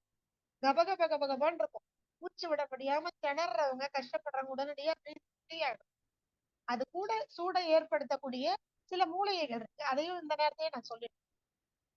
நம்ம ஏற்கனவே சளிக்கு சொல்லியிருக்கோம். ஒரு 3 நாட்களுக்குள்ள உங்களுடைய சளியை எப்படிப்பட்ட மோசமான நிலையில சளி இருந்தாலும் பச்சை பச்சையா வருது, மஞ்சளா வருது, கட்டி கட்டியா வருது, மூச்சு விட முடியல, அடைச்சிட்டு இருக்குது, எப்படி இருந்தாலும் நம்ம சொல்லியிருக்கிறோம். முதலாவது செய்ய வேண்டியது துளசி, கற்பூரவள்ளி, தூதுவளை, ஆடாதோடை, முசுமுசுக்கை 5 அற்புதமான மூலிகை. இது கூட கரிசலாங்கண்ணி இருந்தா போட்டுக்கலாம், முருங்கைக்கீரை இருந்தா போட்டுக்கலாம், இதெல்லாம் சூடு ஏற்படுத்தும். முட்டைக்கோஸ் இருந்தா கொஞ்சம் போட்டுக்கலாம், சின்ன வெங்காயம் போட்டுக்கோங்க, வெற்றிலை போட்டுக்கோங்க, மிளகு, மஞ்சள் தூள், இதெல்லாம் பாருங்க மருத்துவ குணம் உள்ள உணவு. இதெல்லாம் மூலிகைகளோ அல்லது உணவோ என்னவா இருந்தாலும் மருத்துவ குணம் உள்ளது. உணவே மருந்தாக பயன்படுத்தக்கூடியது. இதுல எதெல்லாம் கிடைக்குதோ அது எல்லாமும் கிடைக்குதா? ஒண்ணு ஒரு ஒரு இலை, அதுல கொஞ்சம் கொஞ்சம் அளவு. ஒரு துளசியா இருந்தா ஒரு 5, 6 துளசி போட்டுக்கோங்க. தூதுவளை, ஆடாதோடை, ஆஹ் அப்புறம் நம்ம வெற்றிலை, கற்பூரவள்ளி, இதெல்லாம் ஒரு ஒரு இலை போட்டாலே போதும். எல்லாம் பெரிய பெரிய இலை, வீரியம் ஜாஸ்தி இல்லைங்களா? இதெல்லாம் கொஞ்சம் கொஞ்சம் போட்டா போதும். முசுமுசுக்கு இலை இருக்கா? ஒரு 4, 5. அப்பெல்லாம் முசுமுசுக்கைய பாசிப்பருப்பு, சின்ன வெங்காயம், பூண்டு போட்டு என்ன பண்ணுவாங்க, அப்படியே வதக்கி நல்லெண்ணெயில வதக்கி சாப்பாட்டுல போட்டு அப்படியே 4 வாய் குழந்தைங்களுக்கு கொடுப்பாங்க. அப்பெல்லாம் இருந்துச்சு இந்த உணவு முறை. மூலிகையா கஷாயமா கொடுக்க வேண்டியதே இல்ல, உணவாவே கொடுத்தாங்க. இப்பவும் சாப்பிடலாம். வீட்டுல சளி பிடிச்சிச்சுன்னா ஒரு நல்லா முசுமுசு கீரைய ஒரு கை எடுத்துட்டு வாங்க, நல்லா தண்ணியில அலசுங்க, ஒரு 4 பூண்டு பல்லு, 4 சின்ன வெங்காயம் போடுங்க, தட்டி போட்டு நல்லெண்ணெயில எல்லாத்தையும் வதக்கி பாசிப்பருப்பு போட்டு கூட்டு மாதிரி பண்ணி சாப்பாட்டுல ஆளுக்கு ஒரு வாய் சாப்பிடுங்க. சளிங்கிறது அப்படியே அறவே தீர்ந்து போகும். அடுத்த வீட்டுல இருக்கிறவங்களுக்கு இல்ல பக்கத்துல இருக்கிறவங்க இருந்தா கூட நமக்கு இல்லாம போகும். அந்த அளவுக்கு இந்த சளிக்கு உண்டான அந்த கிருமிகளை வேரோடு அழிக்கக்கூடியது முசுமுசுக்கை. அதனாலதான் கரிசலாங்கண்ணி, முசுமுசுக்கை, தூதுவளைய வள்ளல் பெருமான் காயக்கல்ப மூலிகைன்னு சொல்லியிருக்காரு. இதை தினமும் சாப்பிட சொல்றாரு. சாப்பிட்டுட்டு இருந்தோம்னா உடல் எப்படி இருக்கும்? நாம உயிரோட இருப்போம், நோய் கிருமிகளோட தொற்று நம்ம உடல்ல இருக்கவே இருக்காது. தினமும் சாப்பிட சொல்றாரு. அதனாலதான் அதுக்கு பேரு முக்கூட்டு சூரணம், காயகல்ப சூரணம், முக்கூட்டு சூரணம். கடந்த முறை நான் வகுப்புல சொல்லிட்டு இருக்கிறேன். தொடர்ந்து நான் இப்ப எல்லாருக்கும் அதை அறிவுறுத்திட்டே இருக்கிறேன். ரொம்ப அற்புதமா வேலை பண்ணேன். மார்னிங்ல காஃபி டீ குடிக்கணும்னு பழக்கம் இருக்கிறவங்க அதுல இருந்து வெளில வரணும்னு நினைக்கிறவங்க இதை குடிச்சிட்டு வந்தாலே போதும். சளி பிடிச்சிருக்கிறவங்களுக்கு நான் என்ன சொல்றேன்னா, இப்போ இது ஒரு வேளை போட்டு தண்ணியில போட்டு கொதிக்க வச்சு டீ மாதிரி நாட்டு சர்க்கரை கலந்து குடிச்சாலும் அந்த ஒரே டோஸ்லயே சரியா போடுது. ஏன்னா கரிசலாங்கண்ணி இரும்பு சத்து உள்ளது, மிக அதிகமான சூட்டை உற்பத்தி பண்ணக்கூடியது. தூதுவளை மூளை வளர்ச்சிக்கு ரொம்ப நல்லது.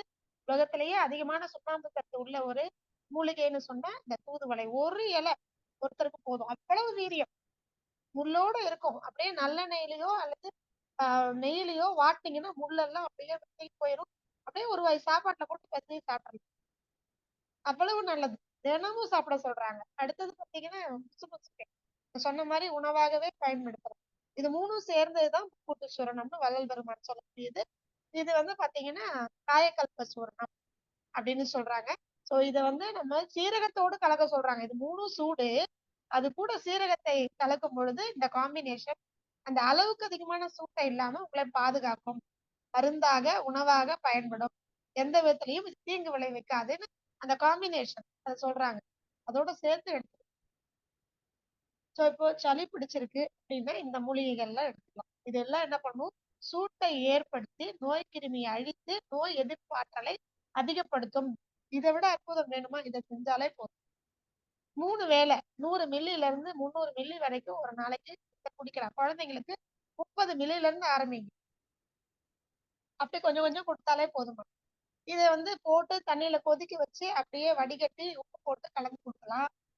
தேவைக்கு உப்பு கலந்து கொடுக்கலாம். இல்ல குழந்தைங்களா இருக்காங்க, இல்ல சாப்பிடவே முடியல, ரொம்ப கஷ்டப்படுறாங்க, பச்சை எடுக்கல, நாக்குல உணர்ச்சி தெரியல அப்படிங்கிறவங்க என்ன பண்ணலாம் அப்படின்னா, இத கரும்பு சாறு வாங்கிட்டு வந்து அதுல இஞ்சி போடுவாங்க, எலுமிச்சை போடுவாங்க, பரவாயில்ல. ஐஸ் கியூப் மட்டும் போட வேண்டாம். வாங்கிட்டு வாங்க. இந்த கரும்பு சாறுல இந்த மூலிகைகள் எல்லாம் போட்டு கொதிக்க வச்சு கொடுங்க. இனிப்பா கொடுங்க, தவறு ஒண்ணும் கிடையாது. இதுவும் உணவு மருந்து தான். நாட்டு சர்க்கரையை கலந்து கொடுக்கறதுக்கு பதிலா கரும்பு பால்ல போட்டு கொதிக்க வச்சு கொடுக்க போறீங்க, அவ்வளவுதான். இதெல்லாம் சேச்சுரேட்டட் குளுக்கோஸ், உடனடியாக செரிமானம் ஆயிடும், சக்தியை கொடுக்கும் உடனடியா. ஒருவேளை நல்ல ஒரு ஃபுல் மீல்ஸ் சமம் ஒரு 150 மில்லில இருந்து 200 மில்லி அளவுக்கு கரும்புச்சாறு குடிச்சீங்கன்னா ஒரு வேளை ஃபுல் மீல்ஸ்ல கிடைக்கக்கூடிய எவ்வளவு கலோரி கிடைக்குமோ அவ்வளவு கலோரி கிடைக்கும். சத்து கிடையாது. ஏன்னா நம்ம சாப்பிடுற ஃபுல் மீல்ஸ்ல முழுசா சத்து இருக்குதான்னு கேட்டா நம்ம எதெல்லாம் சாப்பிடுறோமோ அதை பொறுத்து. ஆனா கரும்புச்சாறு அப்படி இல்லை. கரும்பு பால் அப்படியே என்ன பண்றாங்க, அப்படியே ராவா அப்படியே சாறு எடுத்து கொடுக்குறாங்க. அதை அப்படியே குடிக்கணும். தண்ணி எல்லாம் கலக்க மாட்டாங்க. ஐஸ் கியூப் கலக்க கூடாது. நம்ம கண்ணு முன்னாடி அரைச்சு கொடுத்தாங்கன்னா அப்படியே குடிக்கும். ஒரு வேளை உணவாகணும். நம்ம உடல்ல டெம்பரேச்சரை மெயின்டைன் பண்ணக்கூடிய சாறும். அதனாலதான் இரவு உணவா கூட கரும்புச்சாறு குடிக்கலாம்னு சொல்றாங்க. தினமும் இரவு நேரத்துல ஒரு டம்ளர் கரும்புச்சாறு குடிச்சிட்டு வந்தாலே நோய் எதிர்ப்பாற்றல் பல மடங்கு பெருகும். இனி எல்லாம் வந்து வெயில் காலம் வர ஆரம்பிச்சிருச்சு. எதை குடிக்கிறீங்களோ இல்லையோ இளநீரை குடிங்க, கரும்புச்சாறை குடிங்க. இளநீர் வந்து குளிர்ச்சியாச்சே. நான் பல பேருக்கு சொல்லியிருக்கேன். என்கிட்ட வந்து தீர்வு கேட்டவங்களுக்கு நிறைய பேருக்கு தெரியும். இரவு 2 மணி ஆனாலும் ஒரு இளநீர்ல அரை எலுமிச்சப்பழம் பிழிஞ்சு குடிங்க. 10 மடங்கு நோய் எதிர்ப்பாற்றல் பெருகும். அவ்வளவு மினரல்ஸ், அவ்வளவு தாது உப்புக்கள் அந்த இளநீர்ல இருக்கக்கூடியது. நல்ல வயித்தால போகுது, வாந்தி வருது, டெம்பரேச்சர் நல்லா 102க்கு மேல போயிடுச்சு, 105க்கு மேல போயிடுச்சு, பயப்படவே பயப்படாது. ஒரு இளநீர் ஒரு 200 மில்லி அளவுக்கு இளநீர் கிடைக்குது உங்களுக்கு, தண்ணி அதுல கிடைக்குதுன்னா அதுல என்ன பண்ணலாம், ஒரு அரை எலுமிச்சம்பழம் ஜூஸ பிழிஞ்சு கலந்து வச்சுக்கிட்டு 5 மணி நேரத்துக்குள்ள அதை குடிக்கணும். கொஞ்சம் கொஞ்சமா குடிக்கணும். உணவே வேண்டாம். பல மடங்கு நோய் எதிர்ப்பாற்றல் பெருகும். உள்ளக்கூடிய கழிவுகள் வெளியேறும். எவ்வளவு வந்து வயித்தால போகுது, வாந்தி போகுதுனால இதை குடிச்சுட்டே இருந்தோம்னா ஒரு ஸ்டேஜுக்கு அப்புறம் கம்ப்ளீட்டா இதே டைரக்டா ஒரு ஆன்டிபயோட்டிக் மாதிரி. பெரும்பாலும் பாத்தீங்கன்னா இப்ப பண்றாங்களான்னு தெரியல. முன்னாடி எல்லாம் ஒரு 15 வருஷத்துக்கு முன்னாடி எல்லாம் இயற்கை மருத்துவ மையங்களையோ அல்லது சித்த மருத்துவ மையங்கள்ல எல்லாம் வந்து ட்ரிப்ஸ் போடுறது அப்படின்னா என்ன தெரியுங்களா? இந்த இளநீர் தான். இந்த இளநீரை தான் என்ன பண்ணுவாங்கன்னா வடிச்சிட்டு பிசிறு இல்லாம அப்படியே வந்து உள்ள டைரக்டா ரத்தத்துல செலுத்தக்கூடிய அளவுக்கு அற்புதமான ஒரு உணவு மருந்து எது அப்படின்னு சொன்னா இளநீர். சோ இனி வரக்கூடிய காலங்கள்ல இந்த இளநீரை, கரும்புச்சாறை பயன்படுத்திட்டு வந்தீங்க அப்படின்னாலே உடல்ல நோய் எதிர்ப்பாற்றல் பெருகும். ஆனால் இந்த இளநீர் குடிக்கிறதுனால நமக்கு உடல் வெப்பம் வந்து கூடுமா அப்படின்னா மெயின்டைன் ஆகும். கம்மியும் ஆகாது, கூடவும் கூடாது. என்ன பண்ணும், மெயின்டைன் பண்ணும். அப்போ அது ஒரு உணவா எடுத்துக்கலாம். ரொம்ப தாகம், ரொம்ப டயர்டா ஆயிடுச்சுன்னா அவங்களுக்கு என்ன பண்ணலாம், இளநீர் கொடுக்கலாம். கொடுத்த உடனே தெம்பு, எதிர்ப்பு சக்தி கூடுதலாகும். அதனாலதான் சளி இருந்தாலும் பரவாயில்ல, நீங்க இந்த மூலிகை சாறு எல்லாம் கொடுக்கும்போது உணவாக இதை எடுத்துக்கொள்ளலாம். அதனாலதான் உண்ணா நோன்பு இருக்கிறவங்களுக்கு நம்ம என்ன சொல்றோம், எலுமிச்சை சாறு, இளநீர் இதெல்லாம் தனியாவே எடுத்துட்டு நீங்க என்ன பண்ணலாம், உணவே வேண்டாம். அந்த அளவுக்கு நீங்க வந்து உண்ணா நோன்பு இருக்கும்போது நமக்கு சக்தி கொடுக்கக்கூடியதுன்னு சொல்றோம். சரி, இப்போ உங்களுக்கு உடல்ல வெப்பத்தை அதிகப்படுத்துவதற்கு சூடான தண்ணீர், மண் பானையில் கொதிக்க வச்ச தண்ணீர் பாடி டெம்பரேச்சரை மெயின்டைன் பண்ணும். எதெல்லாம் சூட்டை அதிகப்படுத்தும் உடல்ல, எதெல்லாம் ஆரமும். இதுல இன்னொன்னு இருக்கு. என்ன சொல்லியிருக்கோம் நம்ம, சளிக்கான உணவு மருந்துல முருங்கைக்கீரை சொல்லியிருக்கிறோம், அது சூடுதான். வெற்றிலை சாப்பிட்ட உடனே காரம், அது உடல்ல சூட்டை அதிகப்படுத்தும், நோய் கிருமிகளை அழிக்கும். கீரையும் அப்படிதான். முருங்கைக்கீரைய பச்சையா சாறு எடுத்து குழந்தைக்கு ஒரு சங்கு கொடுத்தா போதும், மொத்த சளியும் கட்டிட்டு இருக்கிறது வெளியில வந்துடும். பச்சையா சாறு எடுத்து கொடுக்கறது சளிக்கு ஒரு அற்புதமான, அறுத்து எடுத்து வெளியில கொண்டு வரும். அவ்வளவு அற்புதமானது. சூப் வச்சு குடிச்சோம் அப்படின்னா எலும்புகளுக்கு தேவையான ஸ்ட்ரென்த்தை கொடுக்கும். எப்படி? சூட்டை அதிகப்படுத்தி ரத்த ஓட்டத்தை அதிகப்படுத்தி தேவையான சத்துக்களை கேரி பண்ணி அழகா கொண்டு போய் கொடுக்கறதுக்கு முருங்கைக்கீரை ஒரு அற்புதமான மருந்து. அது ஒரு ஒரு பிரம்ம விருட்சம், அது வேற.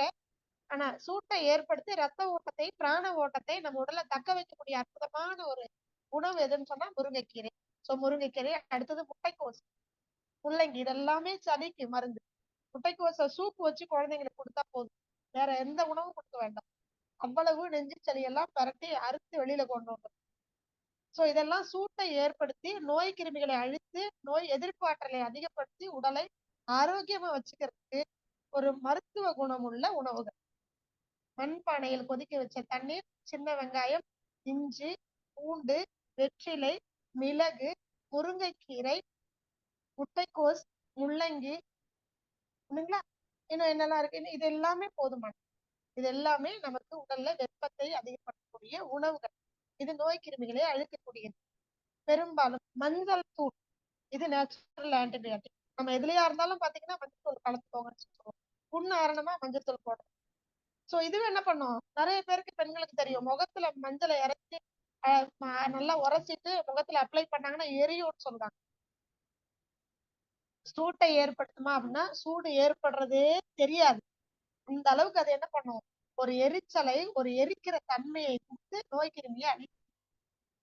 பெரும்பாலும் பாத்தீங்கன்னா நம்ம முகத்துல முடி வளருது அப்படிங்கிறவங்களுக்கு நம்ம சொல்லுவோம், இரவு உறங்குவதற்கு முன்னாடி மஞ்சளை நல்லா உரைச்சி முகம் ஃபுல்லா அப்ளை பண்ணி வாஷ் பண்ணிட்டு படுத்துருங்க. அப்படி 3 மாதங்கள் இரவு முழுக்க இருக்கட்டும், அல்லது குறைந்தது 3 மணி நேரம் நம்ம முகத்துல மஞ்சளை அரைச்சி ஊத்தி சும்மா ஒரு வாஷ் பண்ணிட்டு இருந்தோம் 3 மணி நேரம் ஒரு நாளைக்கு. அப்படி பண்ணா கட்டாயமா 3 மாதத்துல உங்களுக்கு என்ன ஹார்மோனல் இம்பேலன்ஸ் இருந்தாலும் முகத்தில் தேவையில்லாத பாகங்களில் முடி வளருவதை நம்ம என்ன பண்ண முடியும், கண்ட்ரோல் பண்ண முடியும், ஸ்டாப் பண்ண முடியும். எரிச்சி, அதாவது என்ன சொல்லுவோம் அப்படின்னா கீமோதெரப்பி கேள்விப்பட்டிருக்கீங்களா? அந்த வேலை இது பண்ணும். கீமோ, லேசர் என்ன பண்றோம், சூடை அதிகமாக்கி அந்த கதிர்வீச்சை பயன்படுத்தி அங்க இருக்கக்கூடிய செல்களை அழிக்கக்கூடியது. அந்த வேலையை இந்த குர்குமின் தன்மை உள்ள, குர்குமின் தான் அதனுடைய முக்கியமான கெப்பாசிட்டி, அந்த தன்மை உள்ள மஞ்சள் நமக்கு. சோ முடி வளர்ச்சியை கட்டுப்படுத்துவதற்காக, அதை அழிப்பதற்காக மட்டும் கிடையாது. உடல்ல நோய் கிருமிகள் எங்க இருந்தாலும் தேடி பிடிச்சி அதை சூட்டை ஏற்படுத்தி அறுத்து எரிஞ்சிடும். அவ்வளவு அற்புதமானது மஞ்சள். சோ பெரும்பாலும் நம்ம என்ன சொல்றோம்னா தினமும் பச்சை மஞ்சளை எவ்வளவு சேர்த்துக்க முடியுமோ. இன்னைக்கு உணவுல பாத்தீங்கன்னா மஞ்சள் தூள் இல்லாம நம்மளுடைய பாரம்பரிய உணவு கிடையவே கிடையாது. இன்னைக்கு இருக்கிற பெண்களுக்கு அது மஞ்சள் எவ்வளவு அவசியம்னு, மஞ்சளா இடும் சாப்பாடுன்னு ஆனா ஆயிட்டு போகுது. உன் பிள்ளை நோயோட இருக்கிறத விட மஞ்சளா சாப்பிடலாம், தப்பு கிடையாது. நான் தான் எப்பவுமே சொல்வேன், மஞ்சள் அந்த நிறத்துக்காக பயந்துகிட்டு உணவுல நீங்க கலக்கறது மறுத்துட்டீங்க அப்படின்னா அந்த உணவுல தேவையான அளவுக்கு ஏதாவது நோய் கிருமிகள் இருந்தாலோ அல்ல தேவையான ஏதாவது நல்ல விஷயங்கள் இருந்ததுன்னா அதையெல்லாம் எடுத்துட்டு நோய் கிருமிகளை உள்ளாடும். ஒருவேளை நம்ம சாப்பிடுற சாப்பாடு அழுகி போயோ அல்லது கெட்டு போயோ தவறுதலா ஏதாவது உள்ள போயிட்டா கூட இந்த மஞ்சள் என்ன பண்ணா அழிச்சிடும். விஷத்தை அறுக்கக்கூடியது, நோய் கிருமிகளை அறுத்து எறியக்கூடியது, செத்து போன செல்களை அறுத்து முறிச்சு வெளியில கொண்டு வரக்கூடியது. அவ்வளவு அற்புதமானது மஞ்சள். சோ இதெல்லாம் உணவுல இனிமே சேர்க்கறதுக்கு தயவு செய்து என்ன பண்ணாதீங்க, மறந்துடாதீங்க. அப்பப்போ தேவைக்கு வீட்டுல குடும்பத்துல யாருக்கு என்ன பிரச்சனைகள் இருக்கோ அதுக்கு தகுந்த மாதிரி இந்த உணவுகளை கொஞ்சம் கூட்டியோ குறைச்சோ போட்டு வீட்டுல உணவாக சமைத்து கொடுங்கள். அது ரொம்ப அவசியமானது. இதுல மேக்சிமம் என்னெல்லாம் முடியுமோ இதெல்லாம் மூலிகை வடிவத்துல, உணவு வடிவத்துல வெப்பத்தை நம்ம உடம்புல தக்க வச்சு கொள்ளக்கூடியது, மெயின்டைன் பண்ணக்கூடியது, அதிகப்படுத்தக்கூடியது. இதனால நோய் எதிர்ப்பாற்றல், உயிர் சக்தியை அதிகப்படுத்தி நம்மளை ஆரோக்கியமா வச்சுக்கிறதுக்கு என்னவோ இன்னைக்கு இந்த ஒரு சாப்டர், ஏன்னா இது ஒரு பெரிய சாப்டர். இன்னைக்கு உணவை மட்டும் கொள்ளக்கூடியதை மட்டும் நம்ம சொல்லியிருக்கோம் வெப்ப சிகிச்சையில. அடுத்தடுத்து வரக்கூடியதுல இன்னும் மற்ற சிகிச்சை முறைகளை பார்க்கலாம். இன்னைக்கு இதோட போதும்னு நினைக்கிறேன். அண்ட் இன்னைக்கு சொல்லி கொடுத்த விஷயங்கள்ல யாருக்கா ஏதாவது சந்தேகம் இருக்கு அப்படின்னா நீங்க கேளுங்க.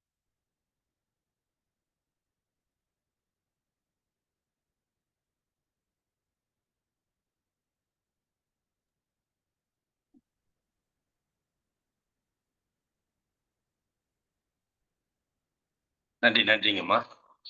இன்றைய வேளையில் அற்புதமாக, அதாவது பஞ்சபூதத்துல வந்து இன்னைக்கு நெருப்பு முக்கியத்துவம் வாய்ந்தது என்ன என்பதை பற்றி நேத்து வந்து நம்ம வந்து அக்குபஞ்சர்ல படிச்சோம். பஞ்சபூதத்துல முதன்மையானது நெருப்பு. நெருப்புல இருந்து தான் ஒண்ணு உருவானுச்சு. சூரியனே உருவானுச்சு அப்படிங்கிறத வந்து நேத்து படிச்சோம். அதனுடைய விளக்கத்த வந்து இன்னைக்கு அம்மா வந்து சிறப்பா நமக்கு சொல்லியிருக்கிறாங்க. அந்த நெருப்புக்கு உண்டான உறுப்புகள் நம்ம உடல்ல இருந்தாலும், உணவுகள் எந்த அளவுக்கு நம்ம உறுப்புகள வந்து பாதுகாக்குது, அந்த வெப்பத்தோட இணைந்து பாதுகாக்குது அப்படிங்கிறத வந்து இன்னைக்கு சிறப்பான ஒரு வகுப்படுத்திருக்காங்க. அதுல வந்து பாத்தீங்கன்னா, ஒரு நிமிஷம். அதுல வந்து பாத்தீங்கன்னா, உங்களுக்கு முக்கியத்துவம் வாய்ந்தது இன்னைக்கு வந்து நம்ம அன்றாடம் பயன்படுத்தக்கூடிய அந்த வெங்காயம், அதாவது சின்ன வெங்காயம், பூண்டு, இஞ்சி இது வந்து எந்த அளவுக்கு நமக்கு உடல் ஆரோக்கியத்தை கொடுக்குது அப்படிங்கிறத வந்து சிறப்பா இன்னைக்கு நமக்கு வந்து ஒவ்வொரு செஷன் கொடுத்துருக்காங்க. எல்லாருக்குமே ஒரு பயனுள்ள தகவலா இருந்திருக்கும்னு நினைக்கிறோம். கண்டிப்பாக வந்து எல்லாருமே பயன்படுத்தி பயன்பெற வேண்டும். ஏன்னா முக்கியத்துவம் வாய்ந்த ஒரு நிகழ்வு இன்னைக்கு. இதுல வந்து நம்ம வந்து பாத்தீங்கன்னாக்கா, எல்லாமே இருந்தும் எதையும் பயன்படுத்தாம நம்ம விட்டுக்கிட்டு இருக்கோம் அப்படிங்கிறது தான் இன்னைக்கு வந்து ஒரு தகவல். எதையுமே நம்ம வந்து இருக்கிறத எந்த அளவுக்கு பயன்படுத்த வேண்டும், அதுவும் இந்த சூழ்நிலைக்கு, இந்த காலகட்டத்துக்கு எதை நம்ம பயன்படுத்த வேண்டும் என்ற ஒரு அற்புதமான தகவலை இன்னைக்கு கொடுத்துருக்காங்க. அதுக்கேற்ற மாதிரி அந்த ஒரு செஷனையும் நமக்கு இன்னைக்கு ஏற்படுத்தி கொடுத்துருக்காங்க. கண்டிப்பாக எல்லோரும் அந்த அதாவது எந்த அளவுக்கு நம்ம வந்து நமக்கு தேவையான அந்த பொருட்களை பயன்படுத்தி நம்ம வந்து உடலை பாதுகாத்துக் கொள்ள முடியும் என்பதை பற்றி நிகழ்வுல வந்து ஒவ்வொருத்தவங்களும் தெரிஞ்சிருப்பீங்க. இதை பின்பற்றி அனைவரும் பயன்பெற வேண்டும் அப்படின்னு அன்புடன் கேட்டுக்கொண்டு, இன்றைய நிகழ்வுல வந்து நம்ம சிறப்பா வகுப்பெடுத்து இன்றைய நிகழ்வை அனைவருக்கும் ஒரு புரிதலையும், நிகழ்விற்கு ஒரு சிறப்பையும் ஏற்படுத்தி கொடுத்த இயற்கை மருத்துவர் அகிலா மேடம் அவர்களுக்கு அனைவரின் சார்பாக நெஞ்சார்ந்த நன்றிகளையும் வாழ்த்துக்களையும் தெரிவித்தோம். நன்றி மேடம். இதுல உங்களுக்கு சந்தேகங்கள், இன்னைக்கு செஷன்ல உங்களுக்கு உண்டான சந்தேகங்கள் கேட்டு தெரிஞ்சுக்கலாம்.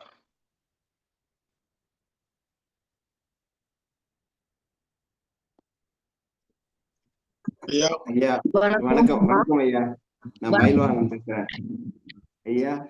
அம்மா ரொம்ப அருமையா இன்னைக்கு சளியை பத்தி சொன்னாங்க. சளினா கபம்னு சொல்லுவோம் நாங்கெல்லாம். அந்த கபத்தை பத்தி சொன்னாங்க. கபம் எப்படி வரும்னா, சின்ன பிள்ளையில இருந்து வரும். அப்பப்ப அவங்க ஏதோ மாத்திரையை கொடுக்காம நீங்க மூலிகையில வந்துட்டீங்கன்னா ஒண்ணுமே செய்யாது. ஏன்னா எங்க அம்மா எல்லாம் எங்களுக்கு சங்குல தான் கரைச்சி ஊத்தி இன்னைக்கு எங்க பிள்ளைங்க எல்லாம் நல்லா ஆரோக்கியமா, எல்லாரும் ஆரோக்கியமா இருக்கிறோம். அது மாதிரி நீங்க கொடுத்துக்கிட்டா நல்லா இருக்கும். அதை விட்டுட்டு சின்ன பிள்ளையிலேயே மாத்திரையை ஆரம்பிச்சுட்டீங்கன்னா அந்த புள்ள ஓடி ஆடி விளையாடுறது, அதாவது காலேஜ் படிக்கிற வரைக்கும் அவனுக்கு அது பாதிப்பு தெரியாது, கொஞ்சம் சுமாரா தான் இருக்கும். அதனால அவன் ஓடி வேணா பயிற்சி கொடுக்கும்போது அந்த சளி எல்லாம் வேர்வையில கரைஞ்சிரும், நல்லா போயிடும். ஆனா வேர்த்தா சளி பிடிக்குமாங்க? அதெல்லாம் கிடையாது. வேர்த்துதுன்னா உடம்பு ஆரோக்கியமா இருக்கும். அதன் பிறகு பாத்தீங்கன்னா ஒரு 30 வயசுக்கு மேல அது வந்து வீசிங்கா மாறிடும். வீசிங்கா மாறும்போது அதுக்கு பெட்னிசால் அதான் ஒரே தீர்வு தான். மெடிக்கல்ல போயிட்டீங்கன்னா அவங்க ஸ்டீராய்டுன்னு சொல்லுவாங்க. பெட்னிசால், வைஸ்னோலான் இது மாதிரியான நிறைய அந்த காம்பினேஷன்ல தான் போகும். அதை சாப்பிடும்போது உடல் பெருக்கும். உடல் பெருக்கும் போது நம்ம உடம்புல எக்ஸஸ் எல்லா உறுப்புகளுமே பெருக்கும் போது முதல் நுரையீரல் பாதிப்பு ஒரு 40 வயசுக்கு மேல, 50 வயசுக்கு மேல கிட்னி, அப்படியே வந்து ஹார்ட்டை கடைசியா நிறுத்திருக்கும். சளி பிடிச்சவங்க கடைசி வரை மாத்திரையிலேயே தான் அவங்க காலம் ஓடிக்கிட்டு இருக்கும். அதனால அந்த சளி பிடிக்காம இருக்கணும்னா இனி இந்த அம்மா சொன்ன மாதிரி எல்லாம் மூலிகையில இறங்கிடும். மூலிகையினால சைடு எஃபெக்ட் எதுவும் கிடையாது. இதை கூட சாப்பிட்டோமே, இதை குறைச்சி சாப்பிட்டோமே அப்படிங்கிற இதெல்லாம் இல்லாம இதை சாப்பிட்டோம்னா நம்ம ஆரோக்கியமா இருக்கலாம். இன்னும் சொல்ல போனா கல்யாணத்துக்கு பிறகுதான் ரொம்ப பாதிப்பு உண்டு பண்ணுவது. ஏன்னா நம்ம உடம்புல இம்யூனிட்டி பவர் குறையும் போது சளியோட ஆதிக்கம் அதிகமாயிடும். இது கண்ணுக்கு தெரிஞ்சு வர்றது, அதுக்கு பிறகு வர்றது ப்ரெஷரு, சுகருங்கிறது அதெல்லாம் வேற. இது கண்ணுக்கு தெரிஞ்சு வர்றது கபம். அதனால எல்லாரும் இந்த மாதிரி இயற்கை வழியில மூலிகைகளை பயன்படுத்தி நம்ம ஆரோக்கியமா வாழணும்னு கேட்டுக்கொண்டு, இந்த அற்புத நிகழ்ச்சி எங்களுக்கு கொடுத்த ஐயா நாகப்பட்டினம் ரோட்டரி சங்கத்துக்கும் எங்களோட ஒரு காலச்சக்கரத்தோட ஒரு தூணா நாங்க பயன்படுத்திட்டு இருக்கோம் ஸ்டீம் உஷ்ணம் ஐயா அவர்களை. அது என் மாநில சொல்லணும் ஸ்டெப்பனி டயர்னு சொல்லுவோம். இந்த காலச்சக்கரத்துக்கு அவர் வந்து நாங்க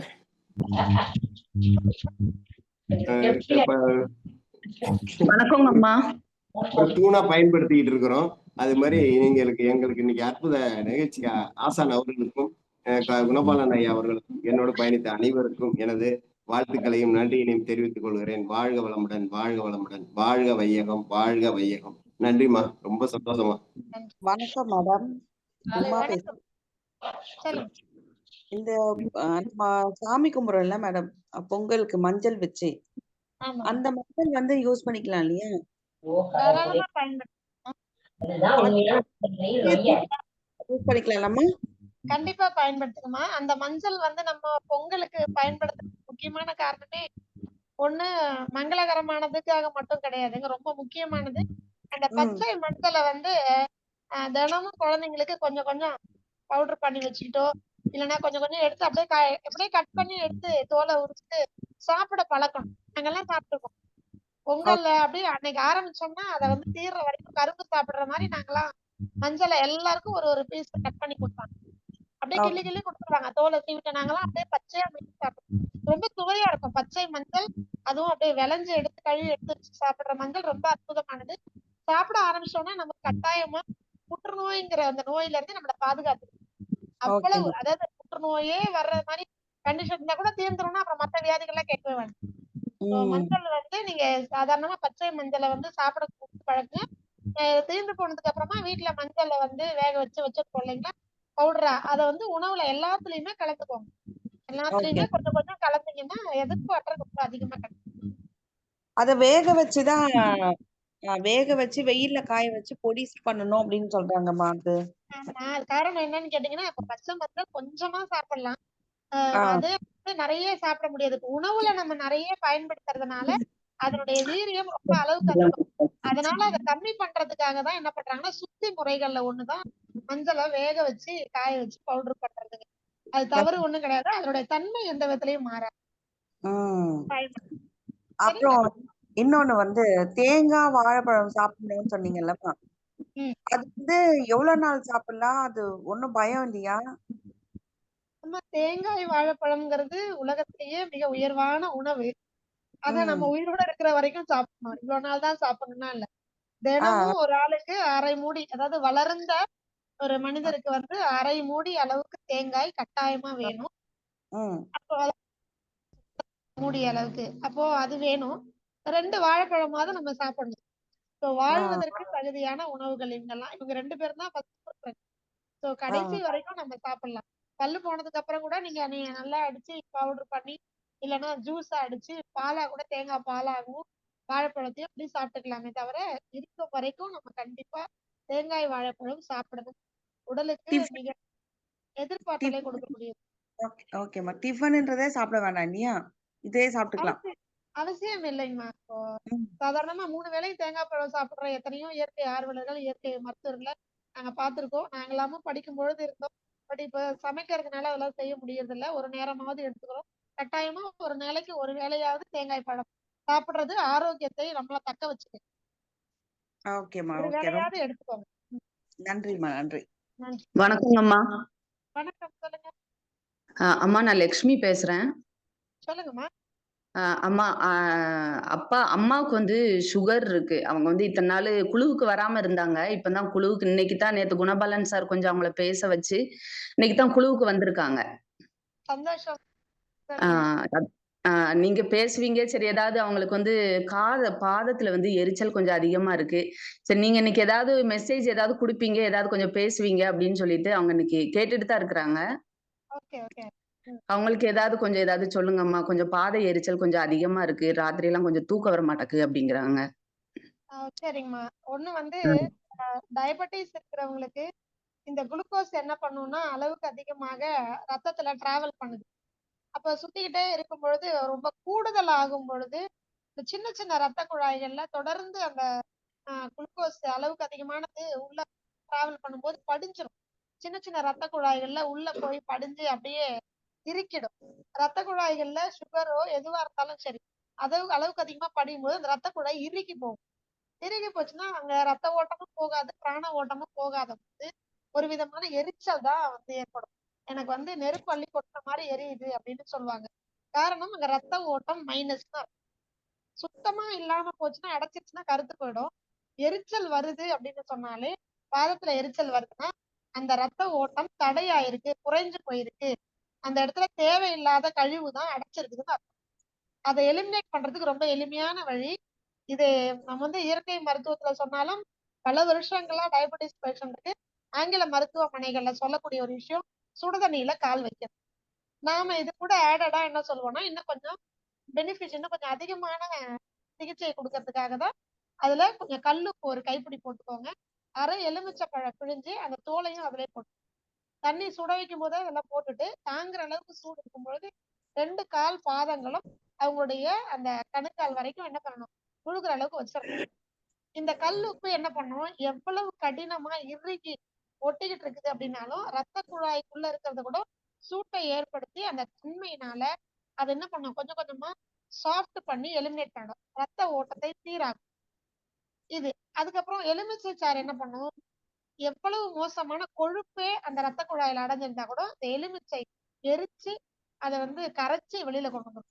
சோ ரத்த குழாய்கள்ல ரத்தம் சீராக போறதுக்கு, அடைச்சிருக்கிற ரத்தம் நல்லா ஃப்ரீயா ஃப்ளோ ஆகி போனாலே அந்த கால்ல எரிச்சல் போயிடும்.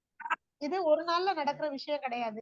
குறைந்தது ஒரு 3-4 வருடங்கள் சுகர் வந்து கூடி போயிருக்கிறவங்களுக்கு தான் இந்த மாதிரி எரிச்சல் வரும் பாதத்துல.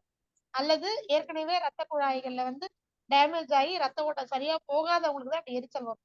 ஒரு நாள்ல வராது. அப்போ குறைந்தது நீங்க என்ன பண்ணா ஒரு 15 நாட்கள் தொடர்ந்து வைக்கும்போதுதான் கொஞ்சம் வித்தியாசம் தெரியும்.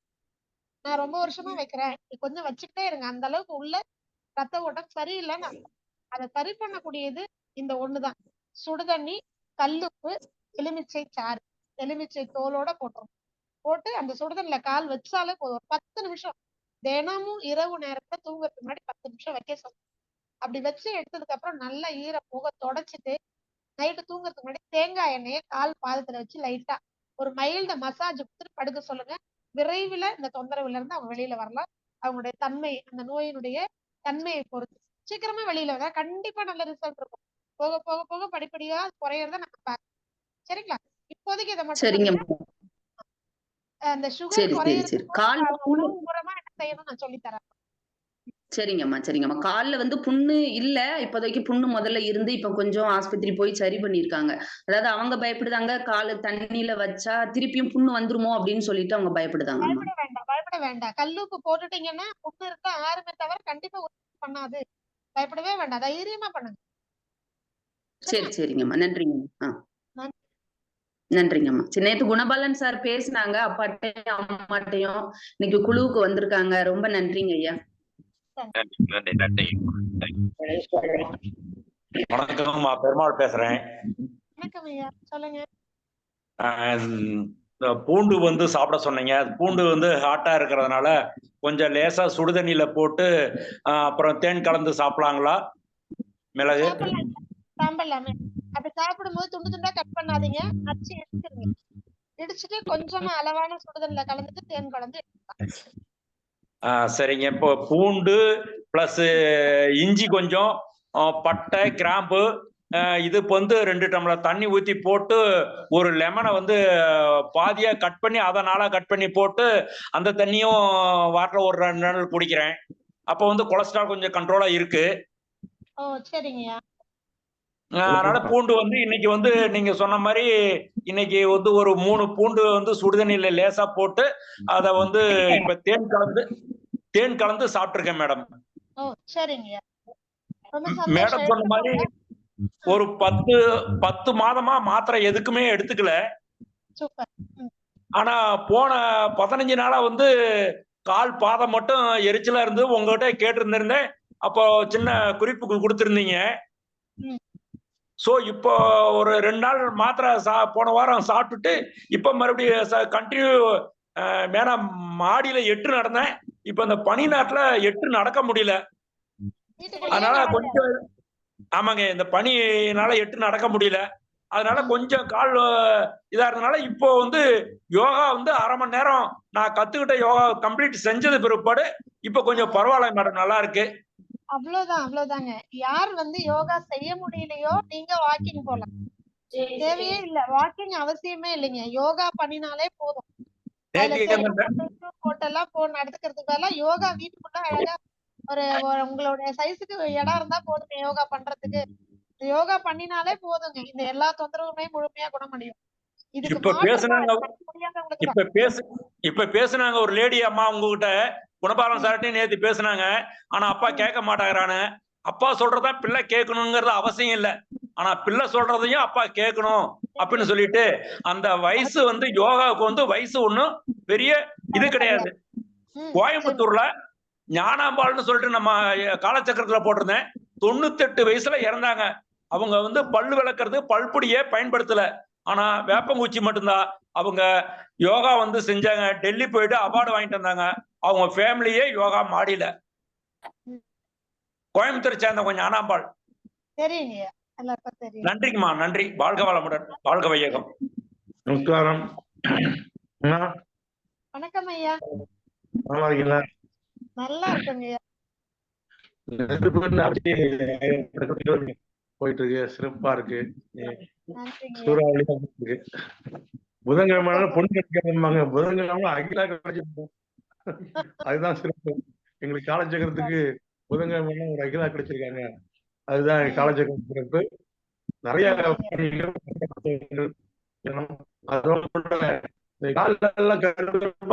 பெண்களுக்கு ஆண்களுக்கு கண்டுக்க மாட்டாங்க.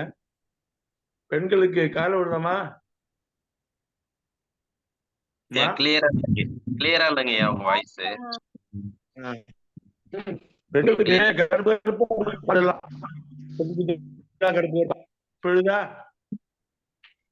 இல்லைங்கய்யா.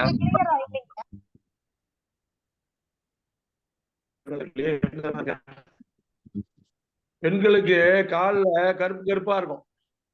சொல்லுங்க. கருப்பு கருப்பா திட்டா இருக்கு. அது போகிறது என்ன, எதனால வருது, அது எப்படி போகும்? இல்ல புரியலைங்க. கால்ல வந்து கருப்பு கருப்பா வருதுன்னா எந்த இடத்துல இருக்குங்கய்யா அந்த மாதிரி? எதனால? முழங்காலுக்கு பாதம் இருக்கு. இல்ல சில பேருக்கு வந்து அப்படி காலு சப்பலாங்கால் போட்டு அப்படி உட்கார்ந்து அந்த இடத்துல வந்து ரொம்ப ட்ரை ஆயிட்டு அது கட் ஆகுதுங்களா எப்படி? தோல் மேலே இருக்கு. இல்ல அது தோல் நோய் மாதிரி சொல்றீங்களா இல்ல பேட்சஸா சொல்றீங்களா? எனக்கு கரெக்டா புரியலைங்க. இல்லன்னா எனக்கு ஒரு போட்டோ எடுத்தாது அனுப்புங்க.